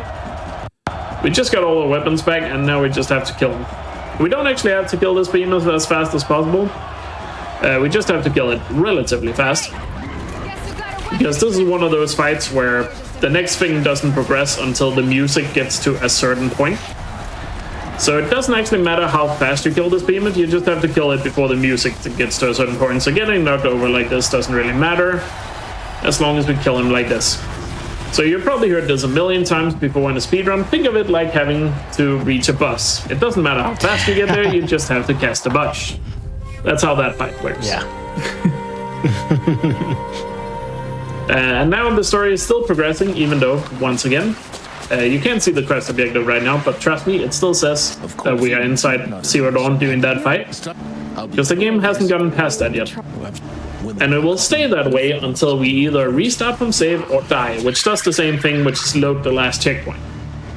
So we're gonna abuse that fact now, because after you complete this section we just did, normally the game prevents you from fast traveling inside the Embrace, because we're heading back to the Embrace now. And as you can see, I just fast travel inside of it. Because the Embrace is under attack right now from the Eclipse, the guys we've been fighting. And normally you have to ride from the outside of the Embrace all the way through to fight your way to get to All Mother Mountain. But we just fast rolled there, and now we restart from save. Because since we just fast roll, our spawn point is now set for this location, and restarting from save makes the game realize, oh wait, you are much further ahead, let's complete the quest you just did. And so it does. As you can see right there, Deep Secrets of the Earth completed and Terror of the Sun completed. So that whole thing basically just allowed us to fast roll inside the Embrace instead of having to ride all the way through it. Which now sets up this fight with the iconic Thunderjaw machine up there, which we are quickly going to get the attention of by shooting the loud Stormslinger over the hill there. And then we're going to swap the Stormslinger out for our damage ice rail. So let's get that ready for this fight. And the reason why we just shot the Stormslinger to get his attention is basically makes this cutscene start instantly. So now we can head straight into this fight where we're going to go for freeze, dodge him, because this is one of the easiest fights to die in. If we're not careful, we want to try to time out freeze. That did not go well, but time out freeze so we can pop out those plates that cover the heart to get a 5k shot there. Not the prettiest fight so far, but at least we got the 5k shot. That's the big money shot. You can actually kill this Thunderjaw in 2 shots. If you freeze him perfectly, so the plates pop off as he's freeze, you have enough time to shoot that ice rail shot in the height for 5k damage, and then another triple shot does finish him off. But if you don't time it perfectly, like I did there, because the Thunderjaw is not very cooperative most of the time, then you don't get the 2-shot. So sadly we didn't get to see that, but still decent fight overall. So a lot of things just happened back to back. Hopefully I made somewhat sense. I was just rambling for a while there. How long is the ride out of that area that you fast traveled to? Like, how much time did that save? So, in total, Zero Dawn skip saves about a minute, because you save about 30 seconds from skipping the fight inside Zero Dawn itself. Right. And then another 30 seconds riding through the Embrace. Okay. Actually, no, with the new strats we have, it's probably a little bit more. So it's probably like 40 outside in the Embrace now. Now think about it. So the reason why we're back at All Mother Mountain is because there was this facility we couldn't get into in the beginning of the game that we now can, because we got something at Project Zero Dawn that repaired it. Which allows us to figure out more about the past, because, well, one thing we learned was what Project Zero Dawn is, but Zero Dawn was supposed to give people a lot of knowledge about what happened, or the knowledge of the past, but clearly this is a primitive world, so the humanity doesn't have that. And what we are about to learn up here is why Aloy was even born in the first place. So it turns out there was a mysterious signal that was sent. Basically the abbreviated version, there was a mysterious signal that was sent that manipulated the AI into the AI to kind of go rogue, the one that was rebuilding the Earth. Or one part of it was the function known as Hades, that is supposed to reset the Earth in case something goes wrong. So he is trying to cause another apocalypse to happen. And Aloy was born because she is a clone of Sobek, or she's similar to Sobek. So she would have access to everything related to Zero Dawn, which is how she's able to get into all these facilities. So the entire reason why Aloy is born is to stop the apocalypse from happening again. Is the abbreviated version. So that's why she looks similar to Sobek before.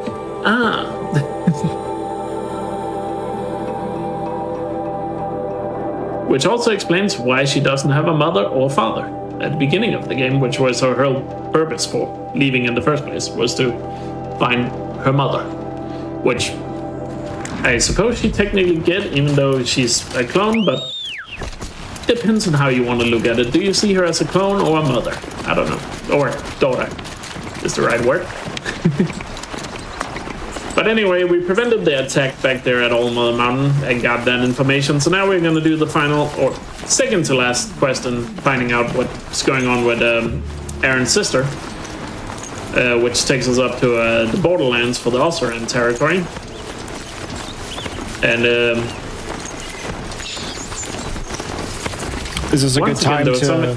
Yeah, sure. That's a bit of a ride. I had another thing on my mind that swept away from me again, but take it away. We got a bit of a ride here. All right. So, Frame Fatales is a community of women and femmes who share a passion for speedrunning, gaming, and charity. In addition to their 2 flagship events, they host activities year-round in their community Discord, like Game of the Month and randomizer events. Type !FF in chat to learn more and get involved. Also, the first ever GDQ Hotfix Disability and Neurodivergent Special is taking place November 29th to the 30th, starting at 1 p.m. Eastern each day. The special will benefit the Autistic Women and Non-Binary Network, and you can view the schedule now by typing !DND in the chat. We hope to see you there. And back to you, Elk. Thank you. So yeah, I got a little bit of a ride here to get to Borderlands, and once again, not taking the direct path to Borderlands, because another campfire to unlock, because that's a theme of traveling around this open world. By the way, I should mention, if you're wondering, well, who sent the signal and why would they send the signal to disrupt the AI that's rebuilding the Earth? Well, that's where Forbidden West comes in. Enjoy playing that game. Okay. Because that's not answered in this game. Okay. That's a little teaser. How much story is in the DLCs? So the Frozen Wilds DLC, which is the one for this game, adds to the story of what happened in the before the apocalypse and all that. But the other story is kind of separate from that anyway. Okay.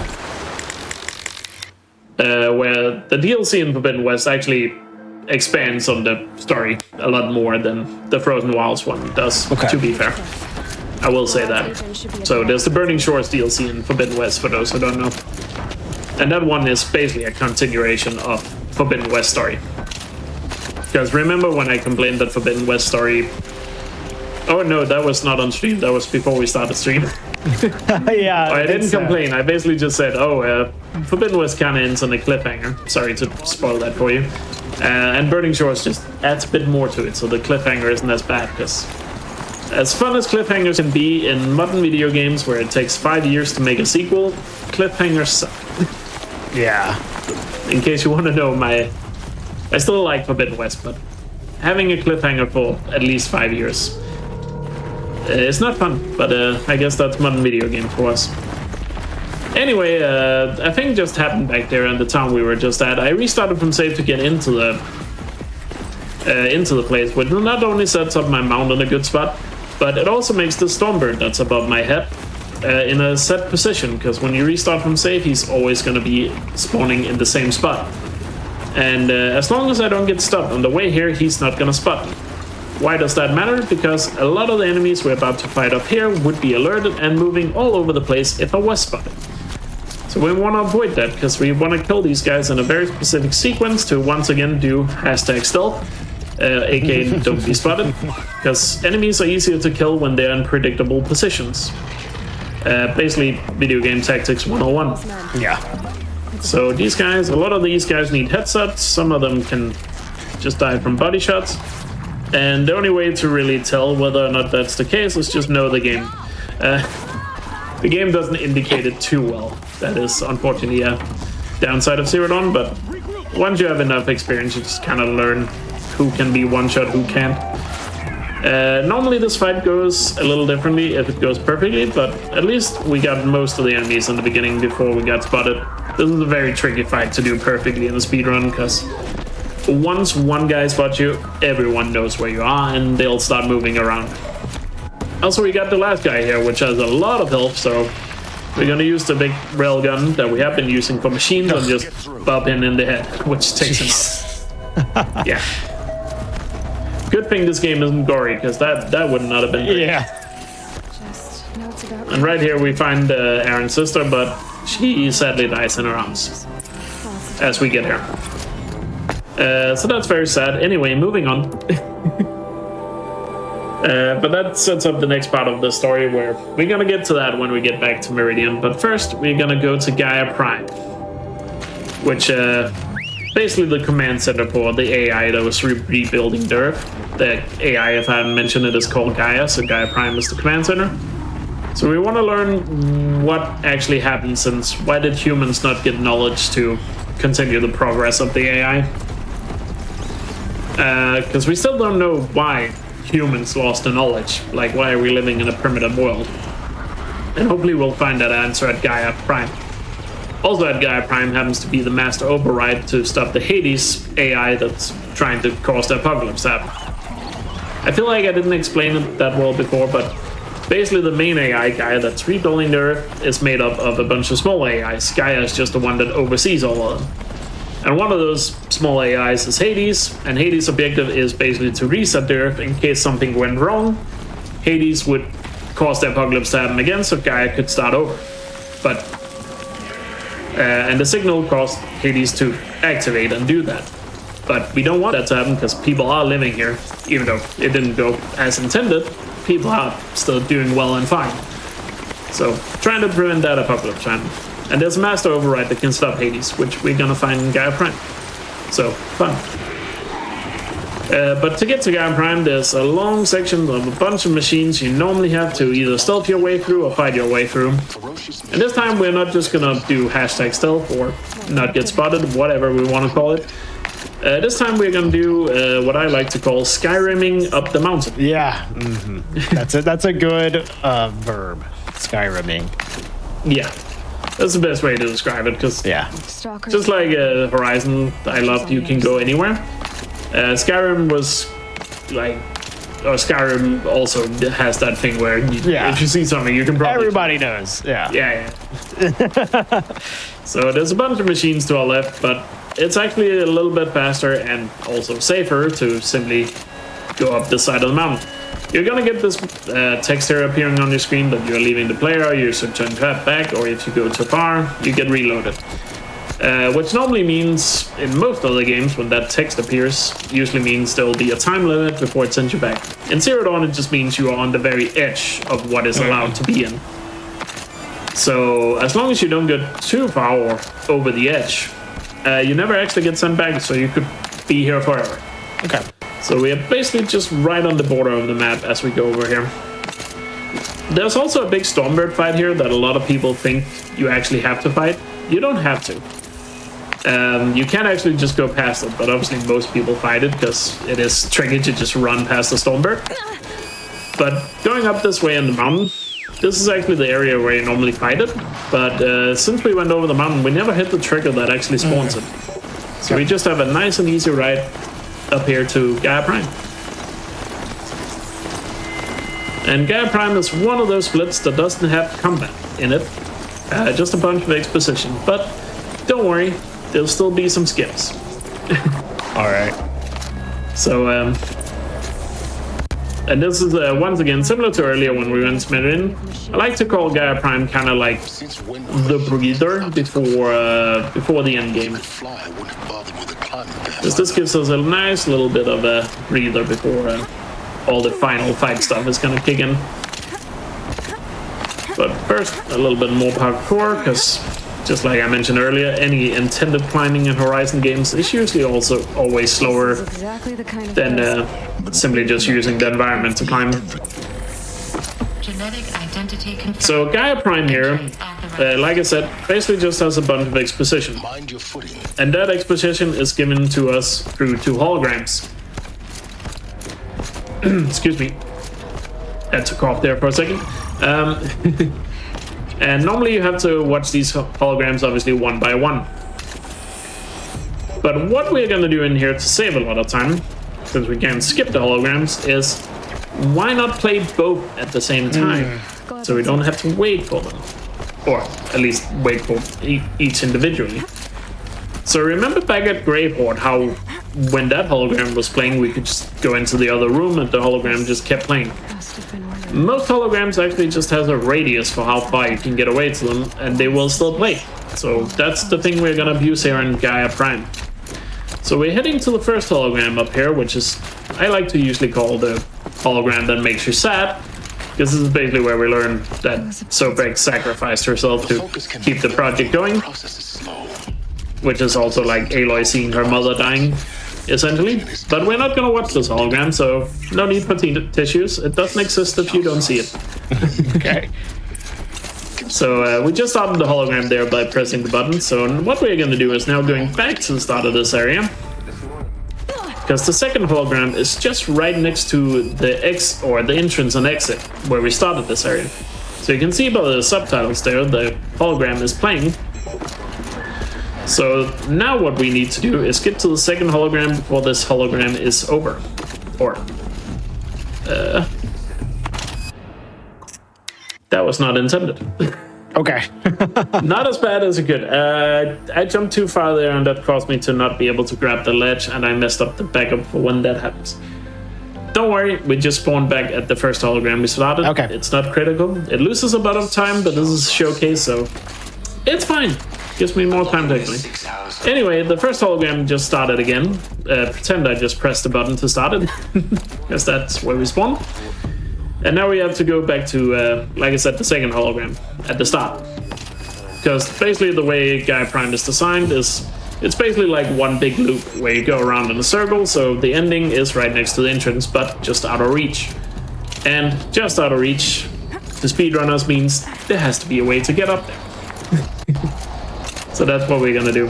So we're quickly going back through here while the first hologram is playing, and even though we're far away, it is still playing, just trust me. Because you can also see the quest objective up in the top left, still says view the hologram. And we basically want to get there before the hologram ends, but usually we have plenty of time. And also it's faster the faster you do it. So right here we're going to do a skip to reach the second hologram. So sorry if I go a little quiet, just have to focus here. Yeah. So we climb up as high as possible so we can grab these spots, which normally is the way you climb down after watching the second hologram, which they're just out of reach. But as you can see, if you climb high enough, you can reach them. So now we are on the exit path where you normally leave. And up here in this room is where the second hologram is loaded, or located. So the first hologram is still playing, you can even hear the music playing for it. And now we start the second hologram, so now they're playing at the same time. And also gonna open this door while the hologram is playing, because we had to go through that door, and opening it now saves time. So while this plays, let's quickly craft up ammo so we are maxed out before the final fight. So like I guess normally what would be the case is you would watch that first hologram and then like a path would open that would take you to here. Yes. But instead you just went back to the beginning and found a way to just jump to here. Yeah. I gotcha. So now we're at the second hologram, and the first one is still playing. So they're both playing at the same time, right? Right. Yeah. And the first one is about to end, you'll see in a set. And it's still the music for the first hologram that plays, which is a little funny, because then there's no music for this one, which is the hologram that makes you angry. This is the TED Talk where Ted basically explains why he deleted all the knowledge of humans, so future humans wouldn't have the knowledge. Because essentially he sees knowledge as a curse, and he thinks if humans has the knowledge, then they'll just cause the apocalypse again. So it's better to delete it. And that's why we have a primitive world, essentially.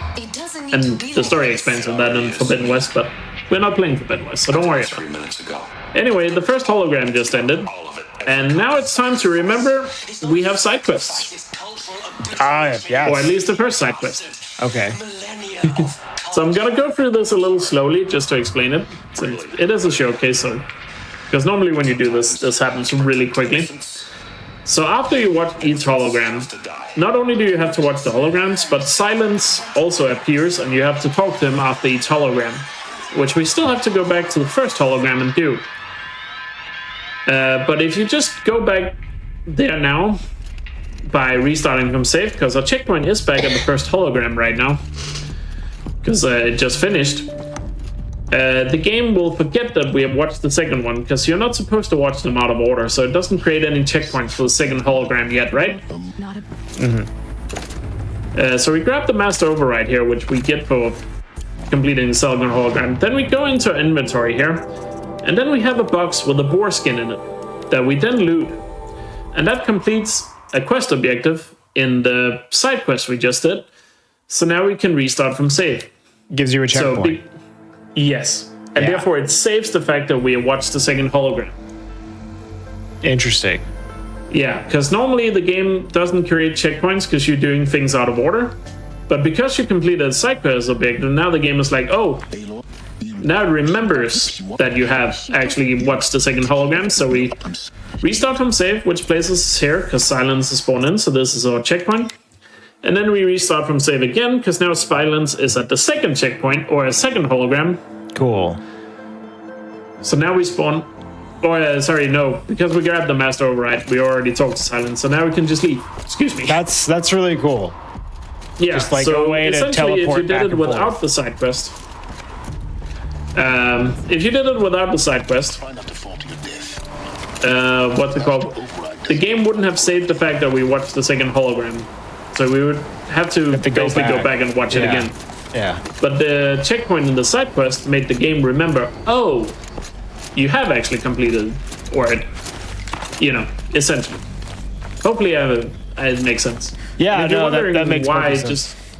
if you're wondering why that box just created a checkpoint out of nowhere, just because you looted it, the side quest we just there is the one called Log of the Hunt. And the first objective in that quest is to collect 4 boar skins. And this is a new game plus speedrun. So in our inventory, I already had 3 boar skins. Yeah, which you okay. didn't know until now. And in that box, we have set up that box so it's guaranteed to have 1 boar skin in it. So when we loot it, we have 4 and quest objective completed. Check. Nice. That is very smart. Clever. Indeed. So that can only be done in New Game Plus. So we do the holograms a bit differently in any percent, but I don't think I have time to explain that now because we're already heading back to Meridian for our last 2 main quests. Since we just got the Master Override, we can now deal with Hades, but we still have 1 more main quest before we get the final main quest. So the last quest is in the storyline of Aaron's sister, where we just learned that she died, but she figured out that a guy called Derval wants revenge of the king. That's a whole different story. Is now trying to attack the city and kill the king. So we're gonna prevent that, which is what gives us the. I'm glad she would tell him what. It basically gives the other tribes on our side in the final battle against Hades. Is it fine? We will. There's a lot more to the story, but it's hard to go over in just 2 hours. Hopefully, it makes sense. Or at least if you play the game, I'm sure things come back to your mind at least. You don't want to give away everything. You got to get people to play it. Exactly. Oh, forgot to grab this ammo. So now we're gonna head to a warehouse where there's a bunch of blades, where there's supposed to be an explosion, which is part of the plan to, destroy the city and kill the king. Where we're gonna try to do what is known as blaze skip, which is basically a dialogue skip. So let's see if we can get it here. So we're gonna jump upstairs here, and then there's a triangle prompt here that we, as long as we don't get too close to the blaze, we can activate early by pressing triangle here. Looks like a wooden bracket. And then once Aloy's done with that, we're gonna try to see if we can walk behind here. No. So see, there's another triangle prompt right behind these barrels. That was briefly active for just, 5 frames or something. So if I had walked backwards right after that and managed to hit that triangle prompt, I could have skipped this dialogue that's playing now, and that would have been blaze skip. We didn't get it, so we have to listen to this dialogue. There's got to be a way to stop. And unfortunately, it feels like luck, but you could argue it technically is skill based because it's just very hard to hit a frame perfect blaze skip. Yeah. But we unfortunately didn't get it, and it would have skipped that dialogue. But oh well, it is what it is. So that's the first part of the quest. You go to the warehouse, disable the bomb, which we just did, and now we have to go back to the palace where he's actually trying to kill the king. But we are gonna stop him. And this is also where I have to remind you that hey, we had 2 side quests activated, not just 1. Because there's That's true. Usually there's 2 parts to this fight here at the palace. The first one we're just gonna fight Derval himself, and then he sends a bunch of Glinthawk machines at us. Well, the Glinthawks are really annoying, or in Horizon terms, anything that flies is really annoying. So we're gonna skip the Glinthawk fight using a side quest. which you will see up here. And again, this normally happens very fast in a run, but I'm gonna intentionally do it slowly just because it's a showcase.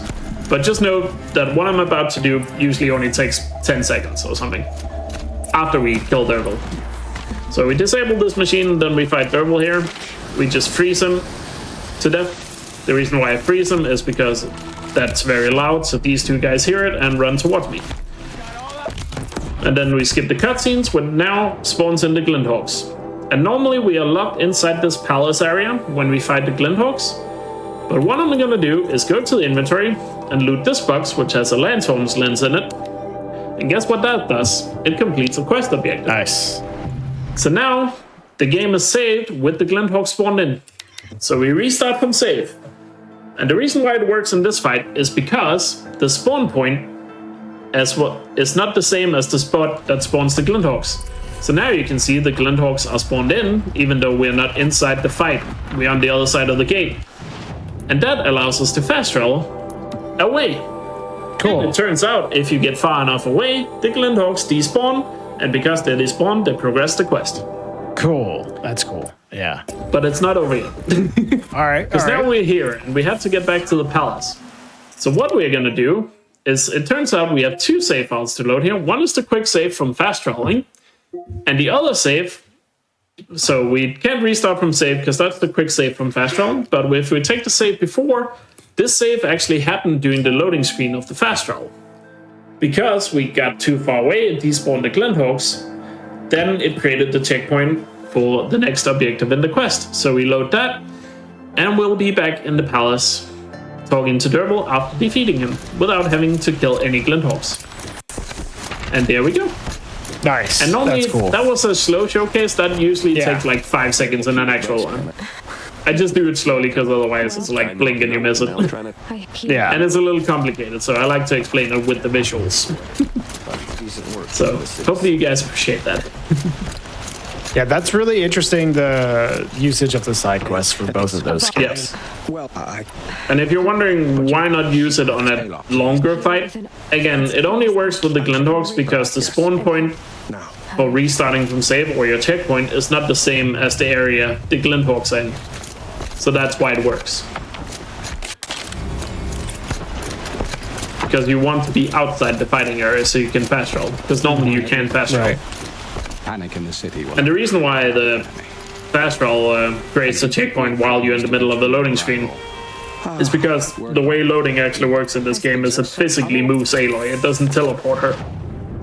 While the loading screen is happening, Aloy is flung across the map. You just can't see that. And that's why it creates the checkpoint during the loading screen. Because in between you getting to the destination, you get far enough away from the Glinthawks to despawn. So there's that. And now we have unlocked the final quest. So now all we have to do is go to bed up here, and that starts the final quest. Because we have completed all of the main quests. But don't worry, there's a lot to the final quest here that we still have to go through.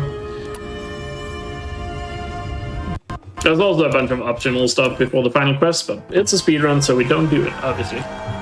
Because I'm sure a lot of people remember the final quest being a lot longer, but you can skip that part of it.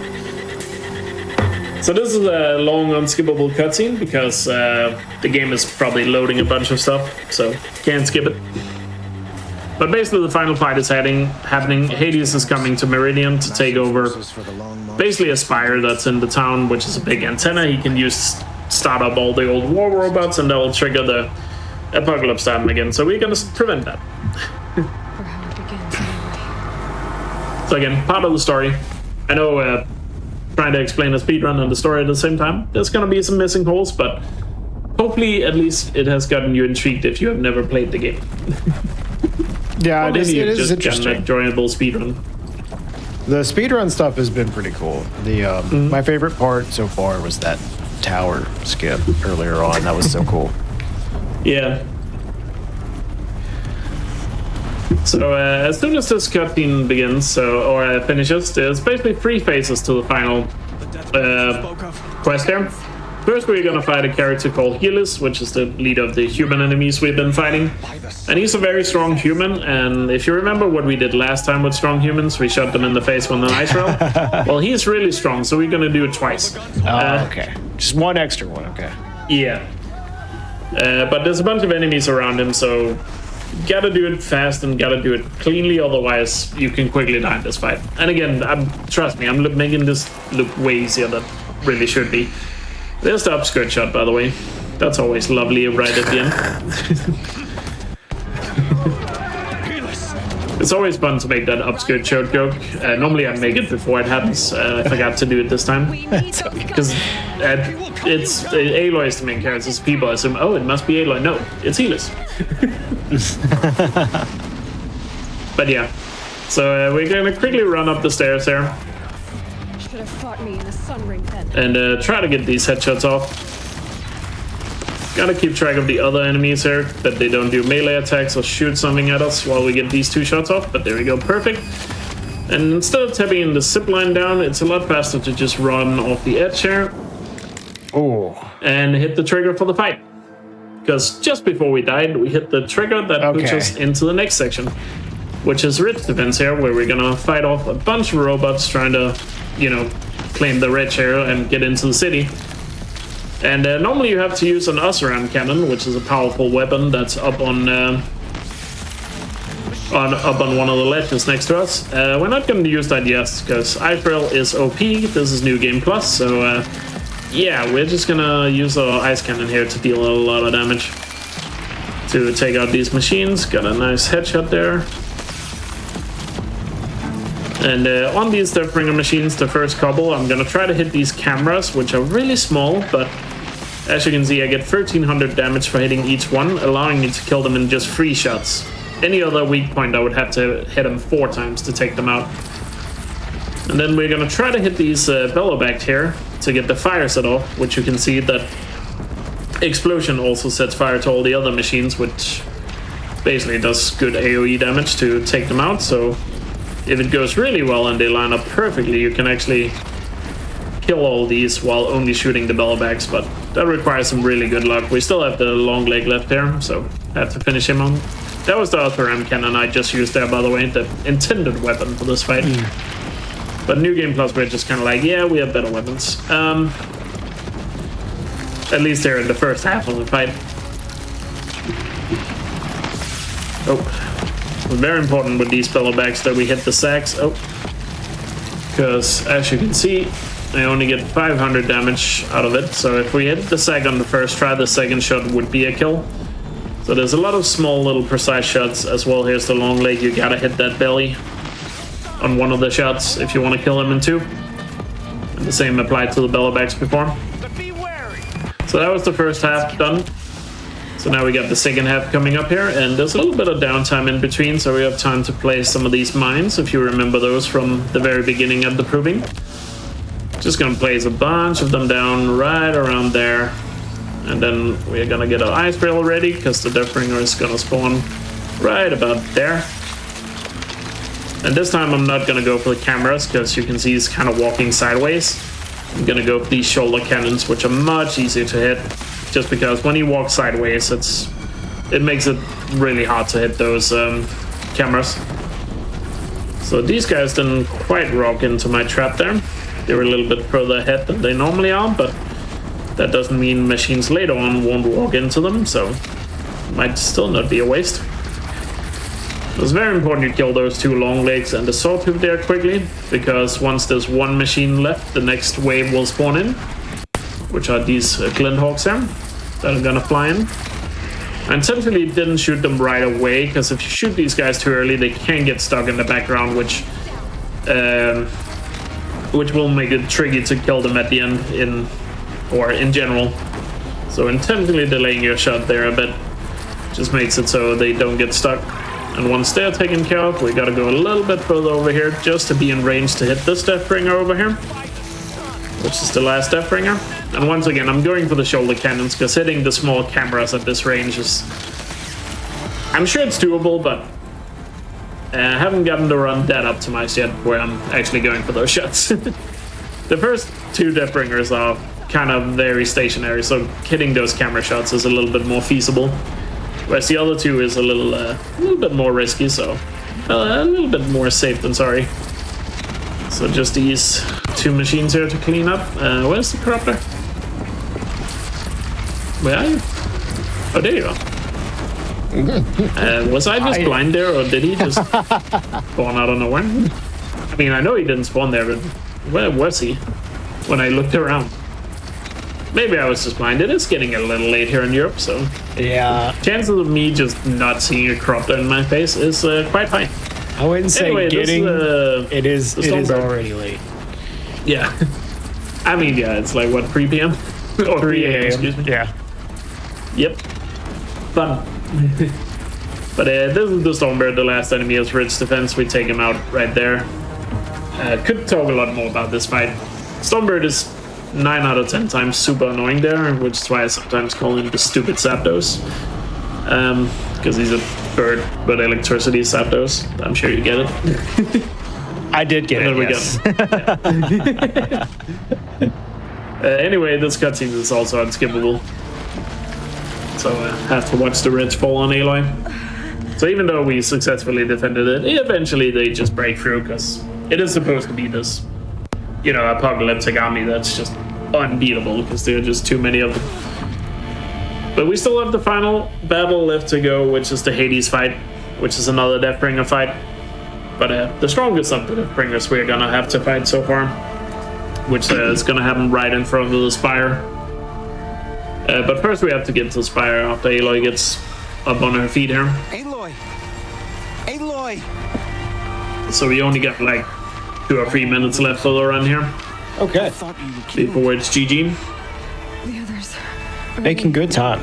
No, Yep. wounded, but alive mostly. The machines blasted through, then kept going. I think like the only major time loss that I noticed, at least, was the reload during the hologram section. Seems like a pretty good run overall. Well, I am a speedrunner that's known to be very hard on myself. Yeah, so I get could it. point out like a million time losses, and this is a very optimized category, so I understand. I'm sure I'm minutes behind my world record, plus the explanations and technical difficulties. All that's, speedrun. It's fun. Sometimes it might not look like it's fun, because it's frustrating, but it is fun. Otherwise, we wouldn't be doing it. Anyway, Meridian is on fire, and we're just going through it. There are machines you can fight here. Once again, you don't have to. All we have to do is just get back here to the top where the Spire is and fight Hades. And time comes up pretty much right after the final fight with the Deathbringer, in case somebody wants to be on the timer. It's in still probably a minute and a half. That's not my job. Oh yeah, I just wanted to mention it.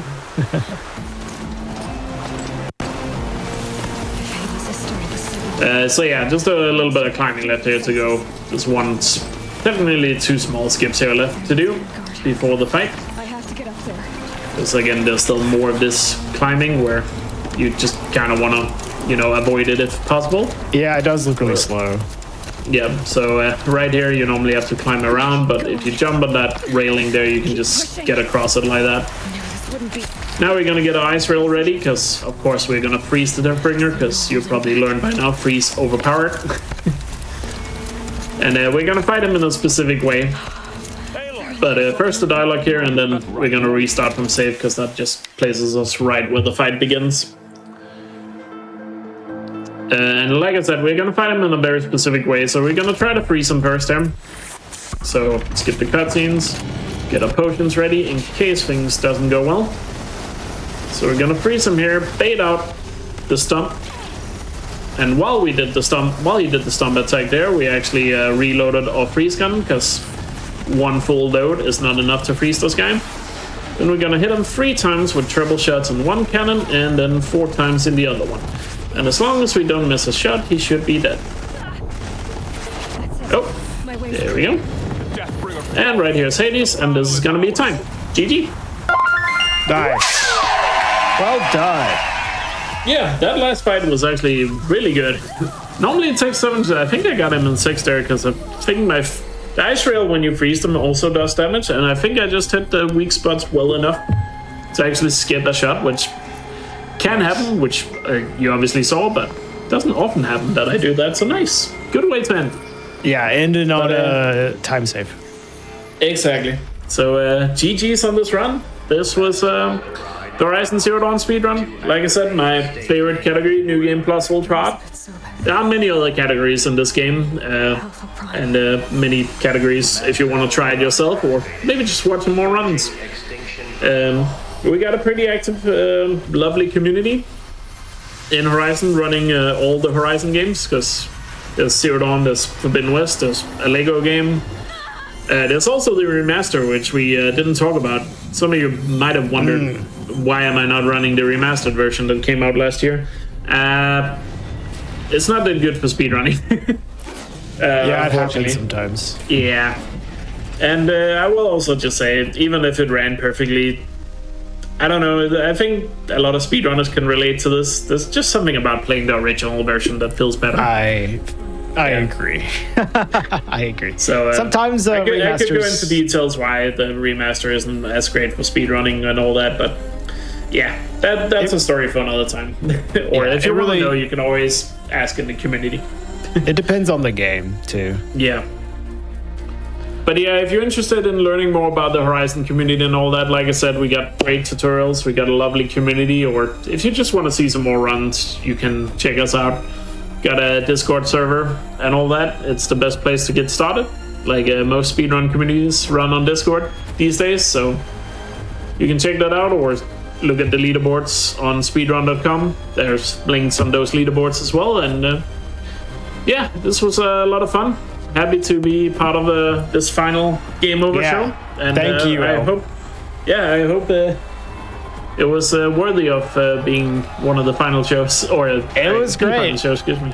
You did so well. Everybody, I encourage you to go and check out Elk if you enjoyed this Horizon run. I certainly did.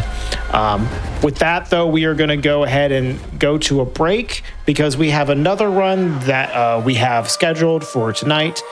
Coming up after this, we have Dark Souls 3, any percent restricted, being run by Spacey L1. So make sure you stick around because we're not done for tonight. We have this one more run coming up for the last run that's going to be done on Game Over. So make sure you stay around to watch that. Sorry about that. Where was I? Thank you. You were telling a story. Right. Hello, everyone, and welcome to the final run on Game Over. And appropriately, we have Spacey L1 here, who's going to be running Dark Souls 3, any percent restricted. Spacey has done, this will be the most runs of anyone else that has ever done runs on Game Over. So I appreciate you being here for a third time. Spacey, take it away from us. Yeah. I mean, it's no perfect Strandle, but it's quite an achievement, I think. So, yeah, I've got KK here with me doing commentary. Everyone loves KK. Hi. She's great. Also, a runner has run this category, has run every one of the main Souls games, as has Regal. But yeah, we'll go ahead and get started here. Ready? 3, 2, 1, go. Good luck. Yeah, hopefully. Yeah, good luck. So we're starting Assassin. That's important because we want the spook spell mostly. There's a lot of fall damage we're just going to have to be taking kind of throughout the run, and we want to minimize that. This game, you're just like running down a lot, which is good because we have a lot of skips to help us get down. And then we're starting with Fire Gem as our starting gift, which we'll be using shortly. So this is any percent restricted. This is what I would consider the medium broken category. Actual any percent fights one boss. It breaks or skips everything else. And it could even break that one. It could skip that one boss, but it just kind of doesn't work out to be faster routing wise. So this one, we're kind of going to be skipping through a lot of early game, and then we're going to be fighting the late game fights. So we're coming up to Gundry here, the tutorial boss. We're going to be doing 13 R1s, I'll be counting. And then 2 charged R2s, and then stagger with another charged R2. 1, 2, 3, 4, 5, 6, 7. It's a bad attack. 8. It's also a bad attack. 9, 10. We need 3 more. There we go. That's annoying too. Okay, that's really bad RNG.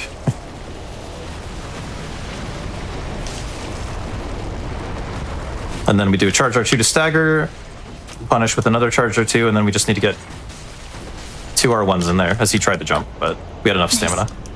Must really suck speedrunning if you don't know how to count. Yeah, that's most of what speedrunning is. Yeah. It's tough, says Regal, who doesn't know how to count and yet has been a very accomplished speedrunner. It's hard on me, but I persevere. Yeah, very, very impressive. Don't let the world hold you down. Yeah. So we're coming up to Firelink here. The S-Stock, I've unequipped it. We're going to be selling it to have just enough souls to buy what we need to buy here. Yeah, the S-Stock is so bad that we're going to get a better weapon just by buying it for 600 souls from the Shrine Handmaiden. I'm being very careful not to buy too many things and kill the run immediately, because that is a thing you can do. We did it. Okay. Nice. We're good now. Rest of the run is free. Yes. So we have infused this short sword with fire, which is going to be very strong for us later. We also bought a dagger, which is going to let us do some cool fall damage cancels, which we'll talk about when we get there. But I'm glad that we've known about the tech for fall damage cancels, but what we've been able to fall damage cancel for a long time has been so lame compared to like what DS1 gets to do. Oh, yeah. So I'm glad we have reasonable fall damage cancels. An abundance of them in Dark Souls 1. Yeah. You want to talk about ladder tech, KK? Okay, so we're going to be doing a thing coming up called Ladder Cancel, where Spacey is going to simultaneously hold the weapon up button and the block button while two-handing the weapon. He's then going to release the block button and immediately interact with the ladder. If timed correctly, the animation of using the ladder will be cancelled by going into the weapon art stance, and you'll be able to see that his character will be standing at a slightly different angle. If he times the ladder interact too late, nothing will happen, and if he times it too early, he'll mount the ladder as usual, and there we go. Yeah, that was really good. Yeah, that was really good. Which is good, because as you saw, there are guys there. Lots of mans there. Literally Guy City over there. Okay, that's fine. You want to get into what we have achieved by doing that? Yep, so once I'm done getting bullied a little bit there. By them, not by you, KK. You can bully me whenever. That's all right. That was terrible. Why'd you do that? On GDQ, no less? Good Lord. Yeah, so we're in ladder state now. The main thing that matters for right now is that the game is not saving our grounded position. There we go. That was a fall damage cancel. We'll talk about it more later because we'll be doing more. Pick up these embers for safety. This is not optimal, but we can use them to increase our health if we die, because you lose 10% of your max HP when you die. Just the first time, not every time you die. But that'll let us get back into Ember state if we want. And then also they're worth like 1k, so if I make some like random menuing mistakes, they're nice to have. I can sell them. I'm like a little bit off on souls. But yeah, so as far as the game is concerned, our last valid position is back right in front of the ladder, where we did our ladder skip. So we can get this banner from Emma here that we need to progress, and then we can just quit out and warp all the way back here. Those, wow, insane ladder cancels. Jeez. Yeah, ladder canceling, so it's a very tight timing. It's very, very quick to retry, so it's not that bad, but still getting it like first try immediately is really good. But the other thing about the game, thinking we're on a ladder now, is that you can't tell, but our collider for collision is very, very small, which will let us clip into little tiny gaps in collision that otherwise we would not be able to, like so. And with that, we can skip forward. That is also an incredibly frightening skip because it's not too bad, but again, the dogs are right there, you may have noticed. And then we're going to quit out to get rid of our ladder state, because ladder state actually persists pretty well. Now this, because we just got warped here, it automatically set our spawn point to the to here instead of the ladder, so it overwrote like the ladder. But yeah, so we have to quit out to get rid of that, and that's our opportunity. The other way to get rid of ladder state is to actually get back on and then off a ladder, but there are not any convenient ladders for that here. Okay, that damage, that's fine. Not too worried about. This is what's difficult about early game in this game a lot of the time, is you're like really trying not to take too much damage between enemies and fall damage, because you want to stretch your Estus as far as possible. But for marathon purposes, we're going to be resting a lot anyway, extra, so we're not as concerned about it.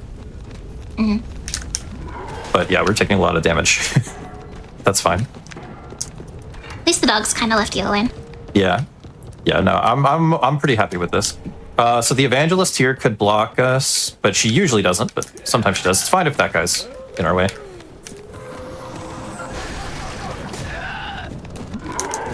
Okay, cool. So yeah, we're coming up to another fall damage cancel. Actually, 2 fall damage cancels in a row. So I will explain now how they work. Or no, KK will. That's right. Yeah.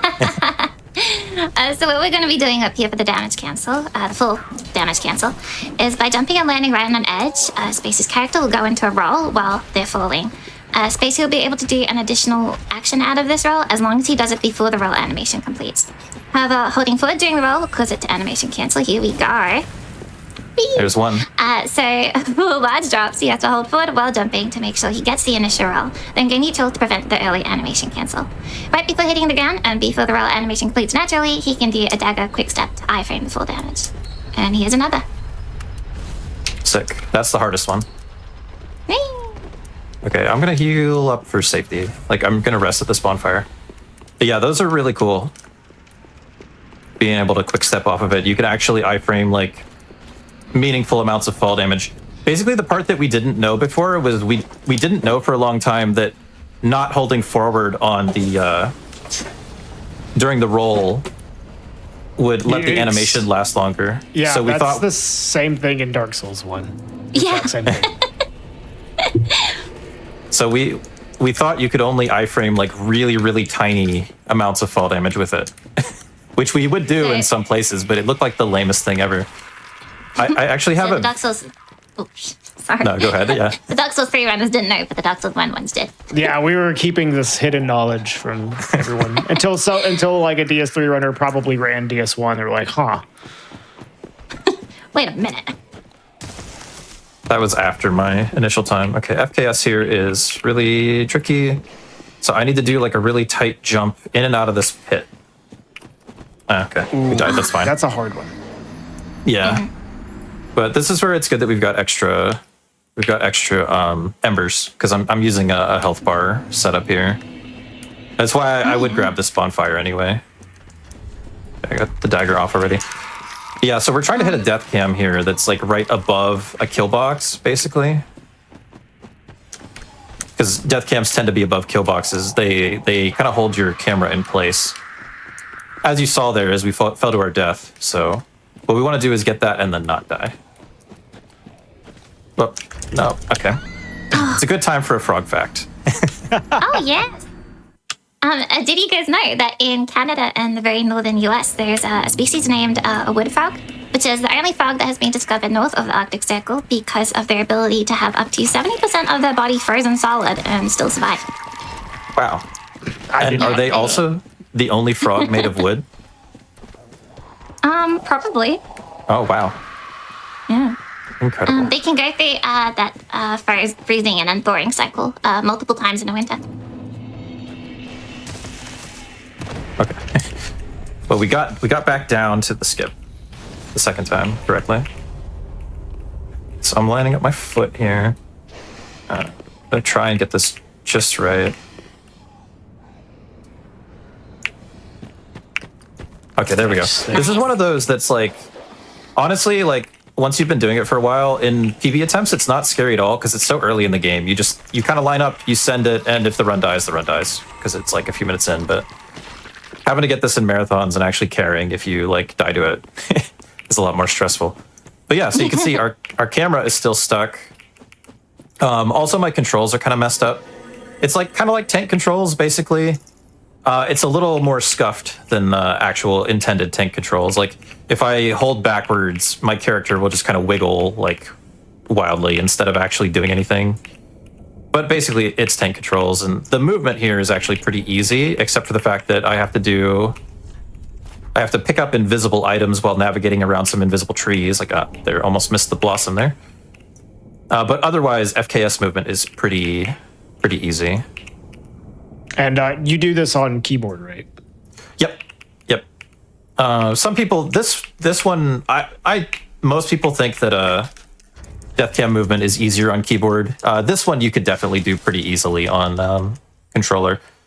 And some people used to do Wilhelm skip on controller even, which I think is wild, but to each their own. But For Wilhelm me, skip is obsolete. Death cams, typically, if it's like a lot of sharp turns, I'll use keyboard. Yeah, navigating I know the it'd be branches. miserable, but can you imagine doing a whole challenge run like that? That's kind of how I Yeah. thought of it when I was like learning Wilhelm skip for the first time. I just kind of tried to treat it like I was playing like a version of Getting Over It. Yeah. And then that helped me stay sane, honestly. Like I'm actually just trying to beat this mini game. I'm not like doing something that I'll eventually have to do like fast or my speedrun dies, you know? Try not to think about it. Okay, so we're running up. We're going to be doing Watcher's Glitch next. I'm going to grab this bonfire just in case I die. We don't actually need this anymore. He's going crazy style on me, as some would say. So we got to run through the Gru here. I'm going to get up to the door and I'm going to quit out. Basically, there's like a little spot in the boss arena that is marked as stable ground, is what we would call it. So like normally, if you quit out inside a boss arena, it's unstable ground. And so when you reload, it will put you outside of the arena. But there's like a little spot. I'm going to do a specific setup here in the corner. This is all just to put my foot in a certain area. It's actually pretty lenient, but if I mess it up, then there's no way to retry it. So they'll just have to close GDQ forever, I guess. It's the only option. Yeah, we ended on a high note. I'm glad you think that. Okay, so for this fight and one other in this run, we're going to be doing something called tumble buffing, which is a glitch that allows us to stack a resin on top of an already buffed weapon, which is otherwise not possible. The glitch is achieved by using your chosen resin, which we of course can't do successfully right now, so we'll just scratch our ass and the full animation will be stored in the game's memory. When we pop a spell and then use another consumable quickly enough, both the animation and ID of the item of the resin will be stored, and thus a tumble buff. And there it is. We're doing like an absurd amount of damage relative to like we have a +0 weapon. Because of the way defenses are calculated, we get especially strong damage boost buffing a fire weapon with fire resin, which, yeah, as KK mentioned, you normally cannot do. So we're just gonna push him. We've got our strong weapon. We've got his AI disabled. Just kind of gonna shove him in the direction that we need to go. I call it playing Watcher hockey. That's how I think of it. And then I'm going to do a little dupe here, which functions the same as tumble buffing. I'm storing the soul animation, but I'm going to drop the soul on the ground. So I still get the effect. If you look on the bottom right there, I get my 20k souls. But the soul can't be consumed because it's not in my inventory. So this is something we used to have in the route. It's actually not faster to do anymore with like the way we route things now. But we're going to be doing a little extra duping for safety for the sake of this, to give us 16 vigor in the late game instead of having base vigor. Our healing is going to be absolutely pitiful anyway. Need to grab the sharp gem here to buff our real weapon that we already picked up. Our healing is going to be absolutely pitiful, so basically our extra health is just going to be one-shot protection, but one-shot protection is pretty valuable still, especially in the marathon setting. I'm going to give Fence Skip the old college try here. I hate this skip. Yeah, there's a lot more to it now than there used to be.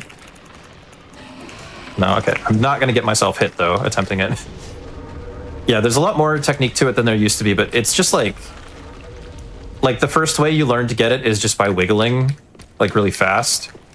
And then once you get better at it... Oh, sorry. Yeah, once you get better at it, you can... like actually just do it with the rhythm, but learning it at first is really hard because it's like you just have to hammer and it's exhausting to practice, basically. I noticed you popped Spook there. What was the purpose of that? Just to not take fall damage. Okay. So that I would have more health than I currently do while running through that section. Using Spook for its intended purpose. Yeah. Yeah. We don't actually do that as much anymore. Yeah, that used to be very common. The old full damage cancel. Yeah, we used to actually do spook quitouts a lot. We'll have like one in this run. Okay, so here's another dupe, because I have to wait for this. You might think this is a bridge, but I'm smart enough to know that this is actually a ladder.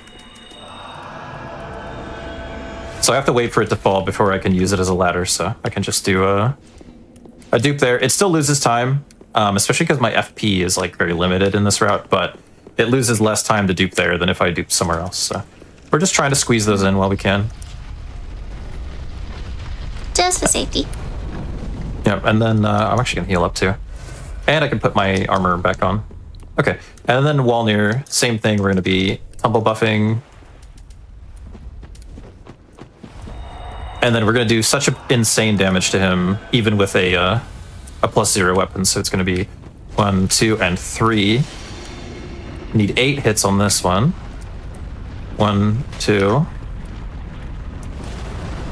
3, 4, 5, 6, 7. Then I want to regen stamina here so that I can run over to get the quick kill here. I want to try to get 4. No, okay. I'm going to play it safe here. Too easy to die. Okay, so no quick kill, but that's all right. Ah. You get the quick kill by breaking that last bracelet really quickly, but with that pattern, I almost got it, but it would have been too risky to go for. I needed 2 more hits there because I just barely missed the 4th hit. I'm actually gonna grab this for safety as well. Oh, you didn't get the quick kill, but you killed him so quickly.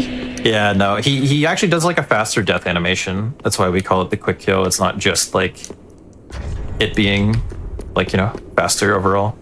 But yeah, we're actually still in ladder state, which is gonna let us do another little clip. But also means if we die, the game will put us all the way back to the bridge ladder that we used earlier. So this is the dog. He's behind us. He's about to spawn in. He's gonna help us with a little magic trick here. We're gonna come to this little spot here. I'm gonna cast Spook. He's got 2 attacks he can do. We can clip off of both of them. Like so. And then down through the bridge with 1 more clip. And that is doll skip. So there's a barrier there on the top of the bridge that normally we have to go all the way through Sage and Deacons to get there, to get the doll, and then we come back, and then we can go through there. But we can actually just clip down through here. And it works out faster. Like, it's just also a better line to come down here directly from the bridge instead of having to run through Irithyll and do Irithyll skip. So it's just, like, faster all around. It's by, like, we've had a lot of different versions of doll skip over the years, but this one is by far the fastest, and it's also one of the easiest. The most recent version before this was like a really long death cam skip that was also like you had to do like a really tough fall damage cancel through a death cam falling into like old Demon King's area. It was like a whole thing. But yeah, now we just clip off of the dog. I remember when I was running, that was like one of those glitches that people tell you not to do unless you've gotten like a certain time. Yeah, but it saves like so many minutes. It's like 5-6 minutes or something that you save by not having to do Sage and Deacons. And in my view, it's one of the more boring sections of the run anyway. So really happy that we have this. I'm not sure if many people would argue with you on that one. Yeah. So, but we are still in ladder state, even though we killed a boss and rested and did tons of stuff. Because like I said, ladder state really sticks around. So we can clip down through that pot there. Or with the help of that pot, rather. Oops, I messed that up. That's fine. Messed up the fast setup here, but we'll just take our time. So yeah, so if I try to quit out to save myself here because I messed something up, it'll put me all the way back at Walnir, and I'll have to like warp back. Loses a lot of time. So definitely want to be careful. Make sure we don't do that. I can Estus cancel off of that. We can get rid of our ladder state here because there is a ladder. Because otherwise we can't actually warp out of Yorm. Yeah, that is a bit annoying that it's a little difficult to get rid of your ladder storage state in this game. Yeah, there's like a lot of things. Like on the one hand, it's kind of cool. It's kind of cool that it takes out some quit outs and stuff like that. But also there's like a lot of places where you could quit out for safety very easily that you can't now. Like, that's the thing about Vort skip with the dogs right there. If it was like any other skip and you weren't in ladder state, you could just quit out if you messed up and the dogs were on you. But yeah, you can't do that because you're in ladder state. You have to reset up ladder state and run all the way back and lose a lot of time. Okay, so we have an interesting boss fight coming up.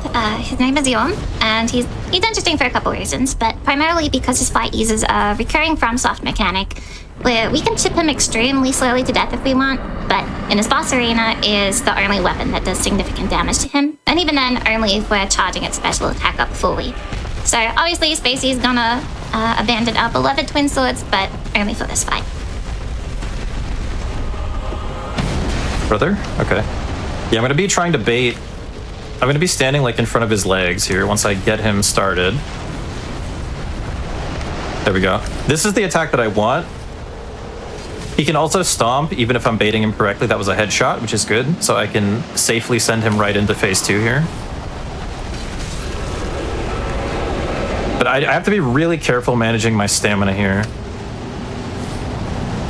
Because if I charge instantly like this, I don't have any stamina. I have to like briefly uncharge. Like, there we go. So there, where I interrupted him, there's one attack he can do, and the stomp is what we don't want to see, but that's all right. One stomp is okay.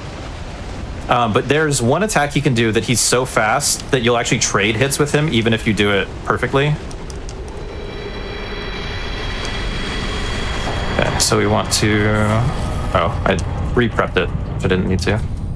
Meant to drop it. Oh. Yeah, so again, this is a safety dupe, so this is why this is not as much in my muscle memory. Okay. Cool. Hey, you're flexing a glitch for the showcase. Yeah. Oh, I meant to bone out anyway, but it doesn't matter. Minor time loss. Yeah, so this is not quite as much in my muscle memory, but I've been trying to like get faster at these safety dupes, but... Yeah, now we've got a bunch of shopping to do. Sell all of these. Great. Ashes. Buy 11 Karthus just because it's faster menuing to go up to buy just one. Like you can tab up basically to do like add 10 at a time, and that's like a little bit faster than like going up to the amount we actually need. So we shouldn't actually need 11, but we just buy 11. Oh. Okay. Making sure I don't do anything incorrectly there. Cool. And then yeah, so this is where we can get our 16 extra vigor, and then we want to go to 39 dex. We have enough to go to 40, but we don't want to go to 40 here, or we will not have enough to upgrade our weapons to +6 after. So very important we don't accidentally go to 40, actually. Oh, whoops, we're back to Yarm.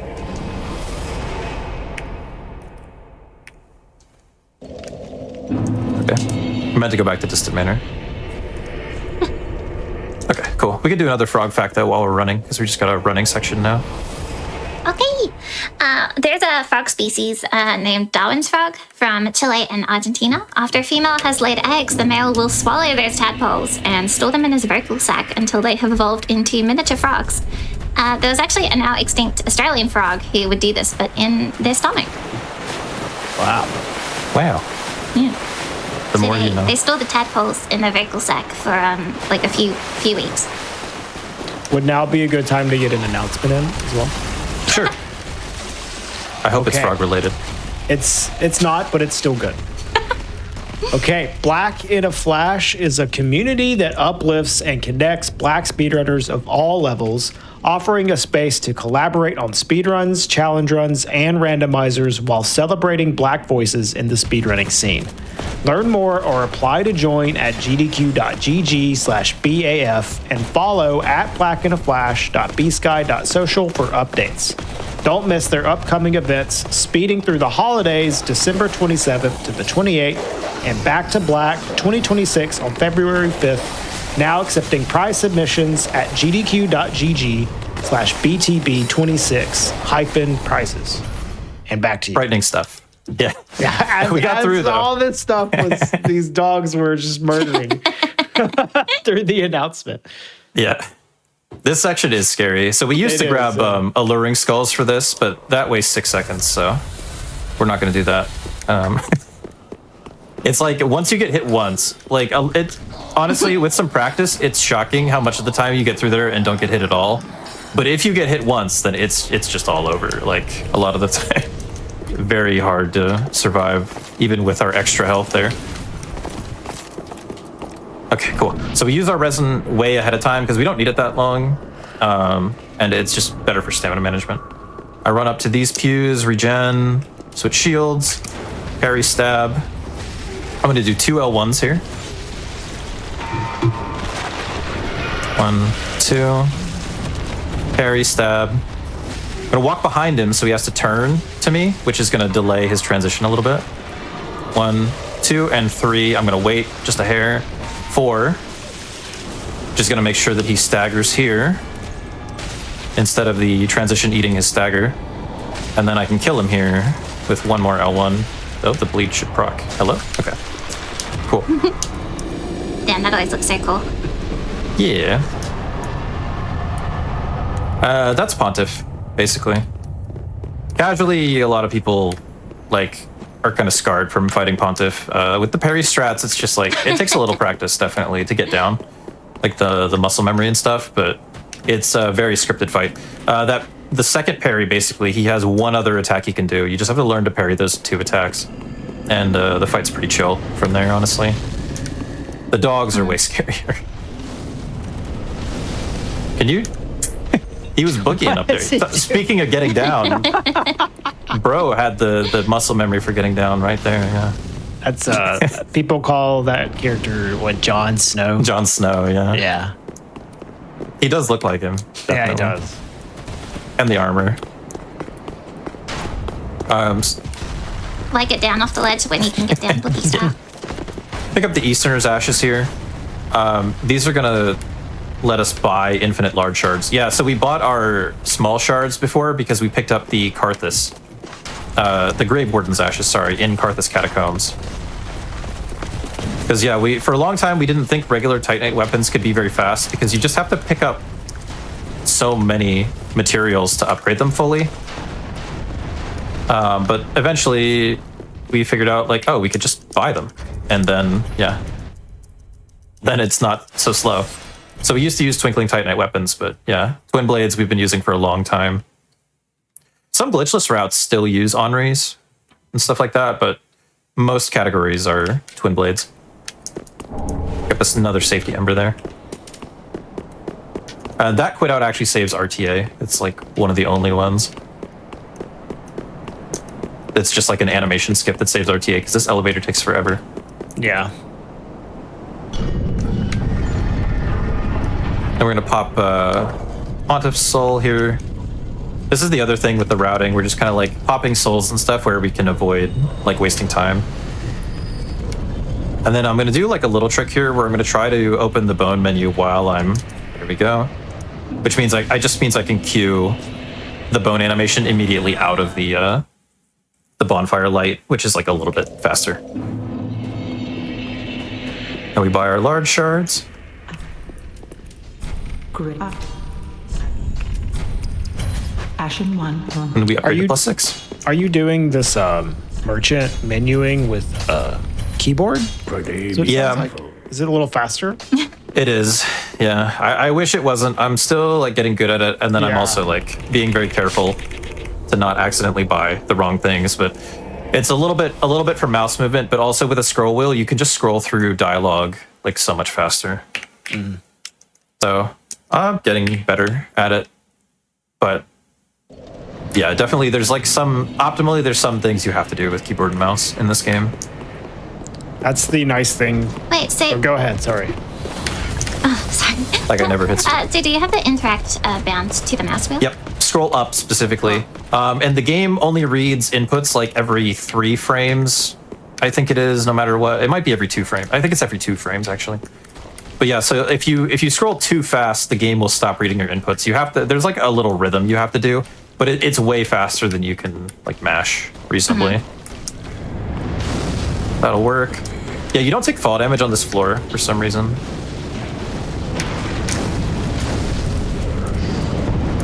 But if I hit the chest there, then I would have taken fall damage and I would have died. So I don't think this is gonna work. So that's scary. Yeah, no, that didn't work. Yeah, so this is another AI freeze here on Aldrich, which is good because this fight used to be really annoying in the speedrun. I actually don't mind it casually. A lot of people hate it casually, but I think it's fine casually if you understand how to manipulate him a little bit. But yeah, there's still some RNG in terms of like how many cycles you get depending on the attacks that he does, like between teleports, basically. So you could just lose like 10 to 15 seconds purely to RNG in this fight. Okay, cool. So I'm trying to enter the fog gate from like really far away and to the right there, and then I need to backstep as I'm going through it. But then I avoid the trigger to hit Aldrich's AI, so I can just bully him now. Wow.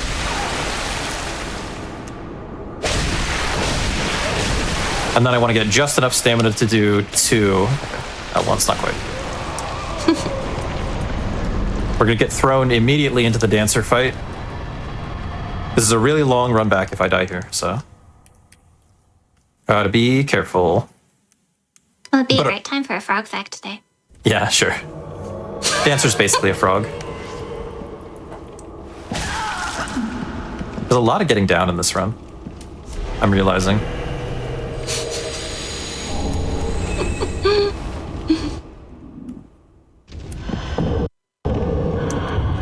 One, 2.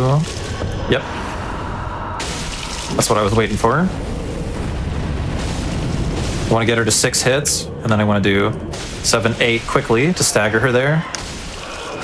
Otherwise, she'll go into the phase transition before I can stagger her. I can walk kind of like... Okay, I messed it up. That's fine. You can kind of walk behind her. If you're really on point with it, you can also punish her while she's doing that. But I wasn't quite far enough behind her. That's fine. Played it safe. No run back. Yeah. Yeah, it's like 3 minutes to run back there. Ooh. If you die, jeez. Yeah, and so you used to be able to take the Vort bonfire for safety there in marathons, Right. but you can't take the Vort. sense. Yeah, you can't take the Vort bonfire. There's like literally nothing I can do about it for safety. Okay, now for DSA, it's still an annoying run back, but we can take this bonfire so we don't have like a 5-minute run back, at least. But I also have to try not to get heckin' stabbed to death while I'm doing it. Because these guys are very rude.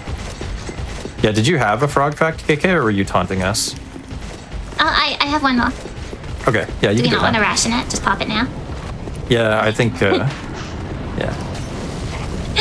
When a frog swallows, its eyes roll back and down into its mouth. You might have noticed that when frogs swallow, they always blink. This eye motion happens because the bones in the frog's skull are not fused together, and additionally, the muscles that control a frog's eyes are attached to the jaw bone, so when the jaw moves, the eyes move with it. This actually helps the frog to get a better grip on its prey. When the eyes are in the mouth, they help to push the feet down the throat and into the stomach. Wow. Where the babies are. Where the babies Sometimes. I did I not have like know a- that. That's a they stop- very good frog fact. They stopped doing the babies in the stomach in the 80s. Oh, my bad, yeah. My information's out of date by like 20 minutes, I guess. I have So a... coming up... no, yeah, go ahead. Okay. So coming up here, we're going to do something called a pivot buff once we get into the boss fight. Where Spacey is gonna hold the staff with both hands and then sprint forward and turn 180 degrees while sprinting, which causes a long pivot animation. While he's in that animation, he's going to use the staff weapon art, which normally would buff the power of the staff. He'll open the menu during that pivot, and then once the buff animation begins, he'll unequip the staff. The animation will finish, but it will buff his twin blades instead of the staff, increasing the physical damage for 15 seconds. Oh, dude. No! It's one of the few things that will still one-shot me. Okay. We should have rationed the frog fact. Yeah, that was like a really terrible pattern, though, too. He was shielding like twice. Okay. So the problem is the dragons. The dragon cycle's different, so we probably have to quit out at least twice to get past the dragons again. Which in-game time isn't the biggest deal, but yeah, obviously RTA, that is like really annoying. That's okay.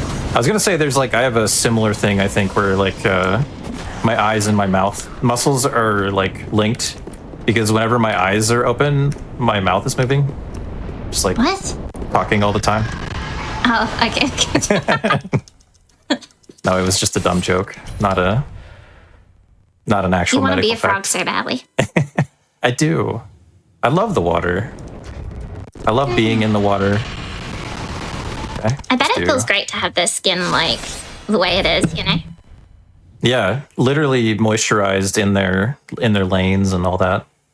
I do think this is the hardest fight to like not die to in the run. And like most runners that I've talked to kind of agree. We do also have an extra blossom. He's a pretty consistent one-shot, isn't he? That one is a one-shot. His phase transition is a one-shot, even with the health that we have. You can tank one hit from most other things, even with base health. But if you take too long to kill him, then the butterflies start attacking you. And so if you like tank a hit and you're like really low, but just barely alive, you might get chipped down by the butterflies, is the problem. Okay, I messed up the pivot. Yeah, so you have to make sure you go neutral on the analog stick at the end of the pivot. Otherwise, you cancel out of the casting too soon. I should have just sprinted to get out of there, but it's like optimally, obviously you do what I tried to do, but much better.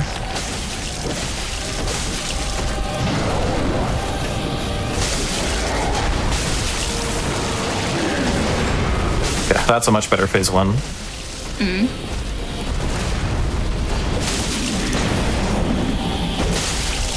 Okay, cool.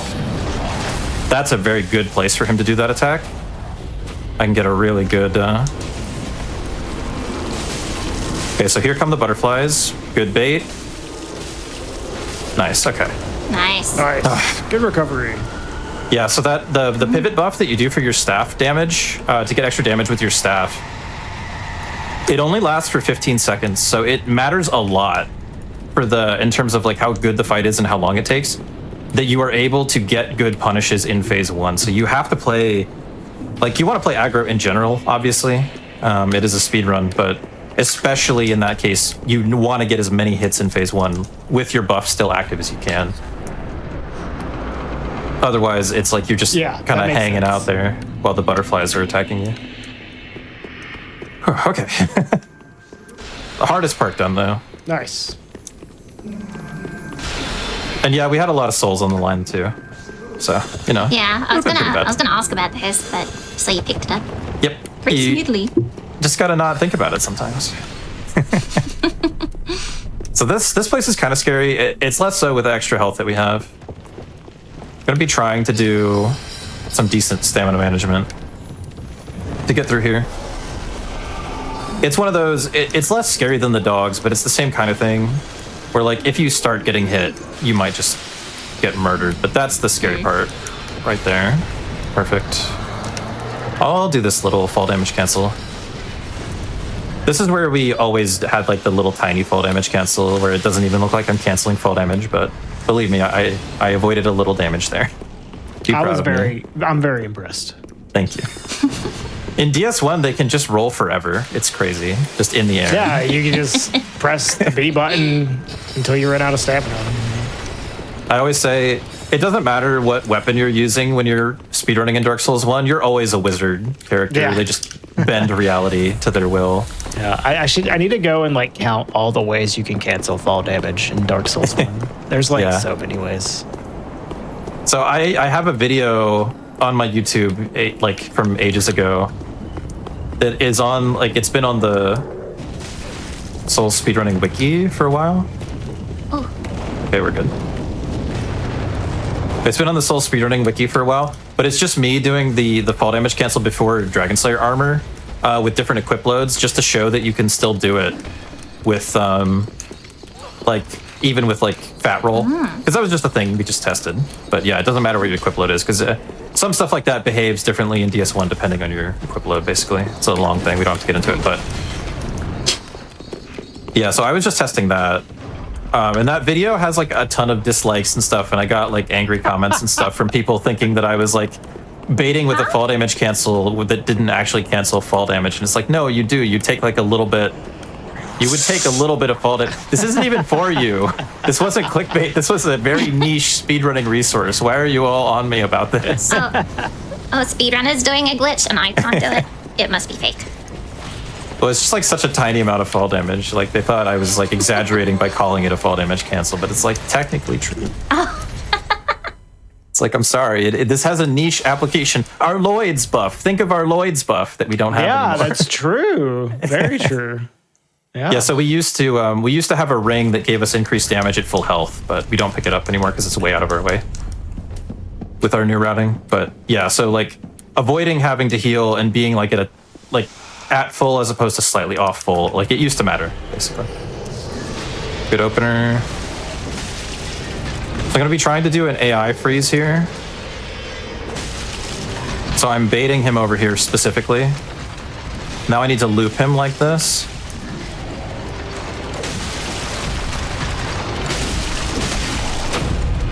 Good. I need to kill him in a specific spot here, so I'm gonna be kind of careful. Nice, because that bleed proc, that should work. Nice. And so now if we spawn behind him like this in phase 2, he actually doesn't automatically re-aggro to us. And hitting Lothric, which is the one we conveniently actually need to kill to end the fight, he actually won't trigger as long as we only hit Lothric here. I'm getting like half hits, but I'm like being very careful. Okay, there we go. Nice. Sick.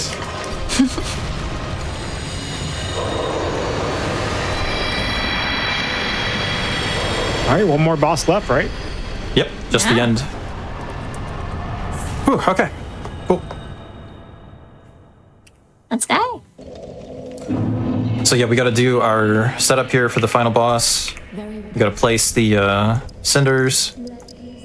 28 and 18. So I can't heal. Like I have very little healing, even though I have a lot of health. So that's a lot of health, but I can only tank so many hits still.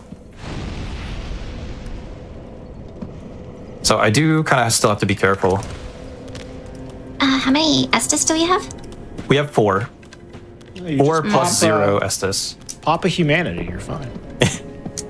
Wizards, I tell you. Those were good cancels, though. Yeah, so we're just placing the cinders as we walk off there. That's all. I'm gonna do a little magic trick here. I was just gonna say the reason we're bringing up like Dark Souls 1 so much is like the Souls games do like kind of like share a lot of tech, although there's like slightly different flavors to all of them. So the technical differences between them is interesting topic.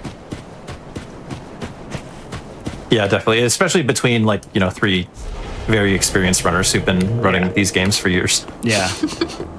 That's just all we talk about. Yeah, pretty much when we were around. Yeah. Or Scrandle. Yeah, or Scrandle. 1, 2, thank you. 3, 4, 5. He can stagger in 6 or 7 hits here. That was a 7 stagger, that's fine. I want him to stay in sword phase, basically, as long as possible.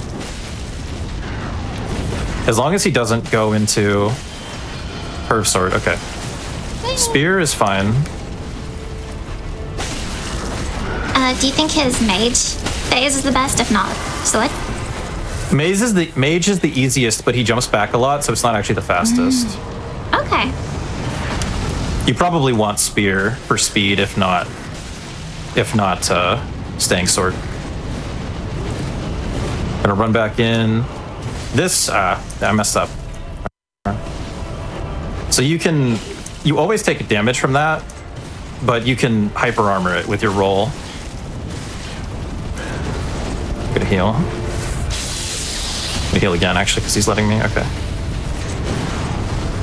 Because I got a very bad punish off of the phase transition there because I messed up. Okay. Nice.